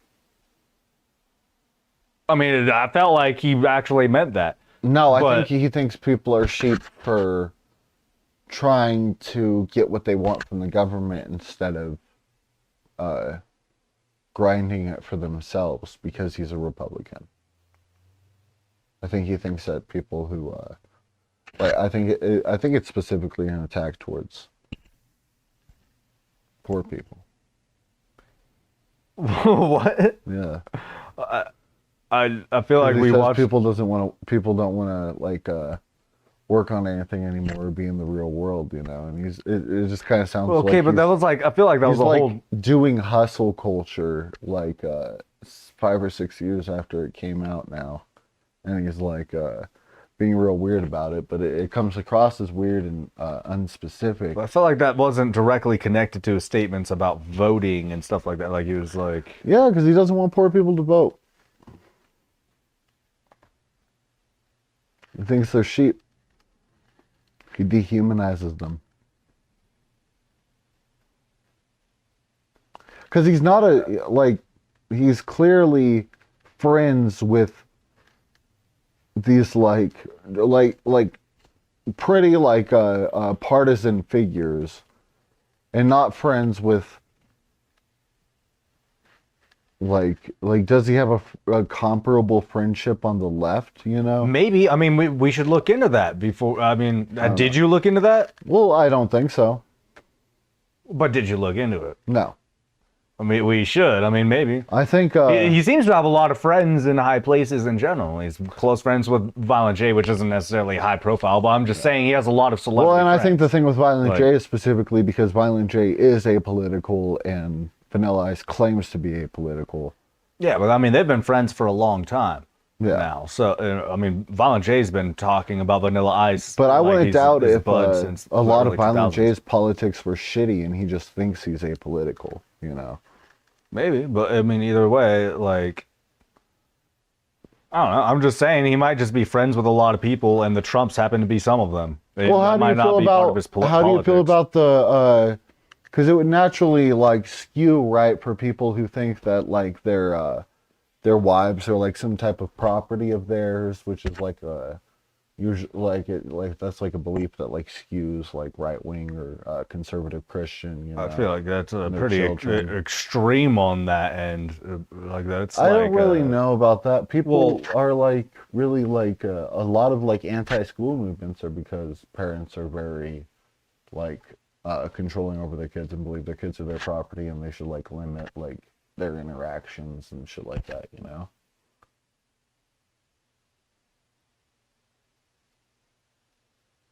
I mean, I don't know. When I was growing up, my dad definitely made me feel like I was a piece of property a lot of the time. But I don't know that that's the norm necessarily in like conservative households. But I didn't see the same towards my mom at all growing up. But I think your mom is pretty apolitical. Like I don't think she really worries about that kind of stuff. I don't know. she just kind of follows what my dad does. Yeah, She's pro Trump. Yeah.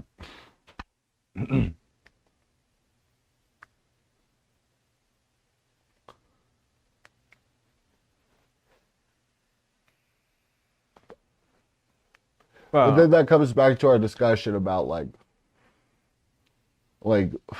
this proves without a doubt about the like power thing I was talking about, because he's still way more famous than I thought. Like I thought he wasn't like that relevant, but I mean he had a television show for 9 years. He has a pretty successful real estate empire. Yeah, he's had a comeback recently. He was pretty irrelevant for a long time for the most part.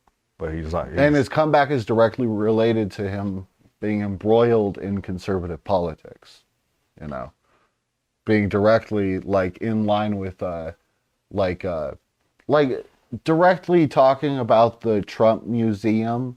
There's no way you're talking about the like pitching ideas for a Trump museum without being like biased towards one side a little.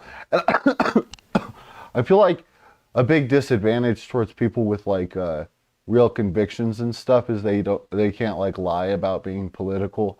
Like, you know, like you don't get people who are lying about being on like center when they're actually like left leaning, you know.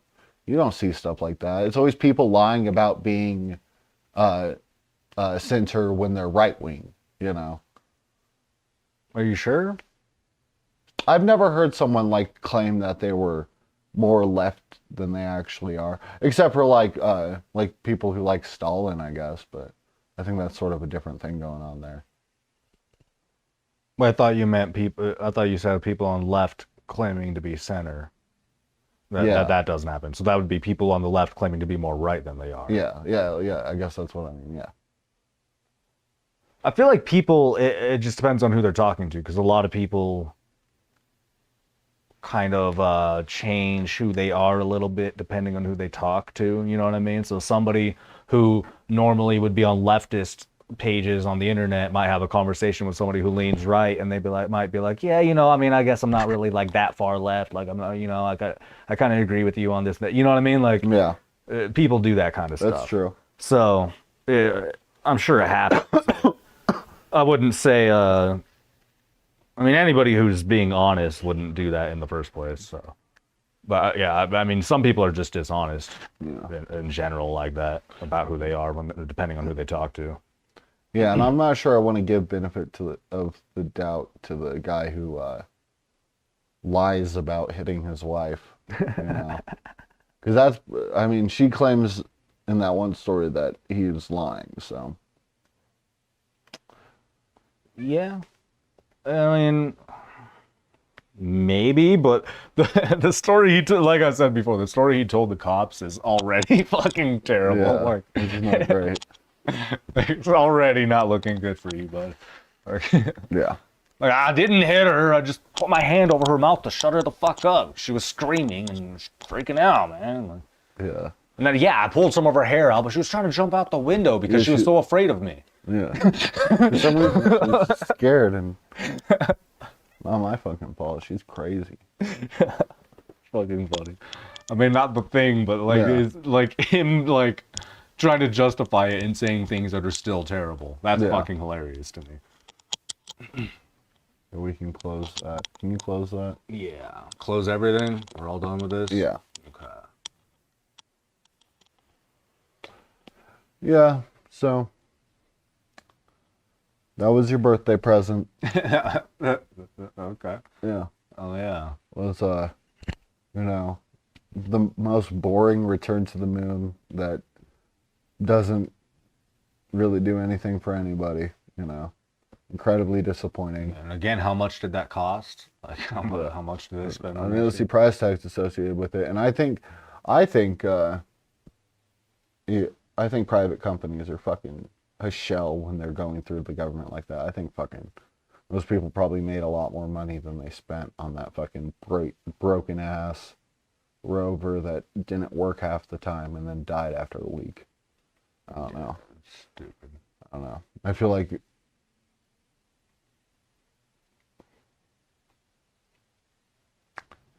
maybe just spend that money on other things.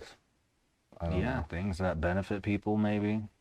Like feeding people who are Well, and it's clear from what he was saying earlier that he just wants to mine the moon for resources. It's just kind of weird. Like, is this really what, like, trying to give private companies access to, like, moon resources? Is it good to be mining the moon? Should we be taking weight off of it? Is that good or bad? Does that endanger us to some extent? If we take like a whole bunch of weight off of the moon? I mean, I don't know. I feel like we probably shouldn't mess with that. I feel like we got a good thing going. Probably shouldn't mess with the situation on the moon. It's a pretty funny way to put it. You want to do like a quick version of your plugs? All right, yeah. The name is B Deli. You know how it's spelled. You know what it means, which is absolutely nothing. And you know that I make music, but guess what? I'm working on new music. And it is a collaboration project with a couple homies of mine. And it's pretty fucking dope. I mean, it's actually like way better than anything I did in the past. So I'm pretty excited about it. The album is basically finished. So you should be expecting that here pretty fucking soon. You can find me on Instagram, fucking TikTok, fucking Facebook, SoundCloud, Spotify, all the streaming services. And I'm Malachi, and we what's going on there? I'm Malachi, and we have we'll come back soon. Not soon, but eventually. And I got to prepare that first episode, but we have one guest prepared. I'll try to find maybe one more. We have stuff in the works for the rest of the season, but I don't know, maybe a 4th of July episode before we come back formally. Maybe even before that, because that's still pretty late from now. 4th of July might be near when we want to start up the show. But yeah. And then the theme song plays. It's the smoke up. When we hook up and get smoke up. It's the smoke up. I forgot the words. Man, it's such a complicated song to remember.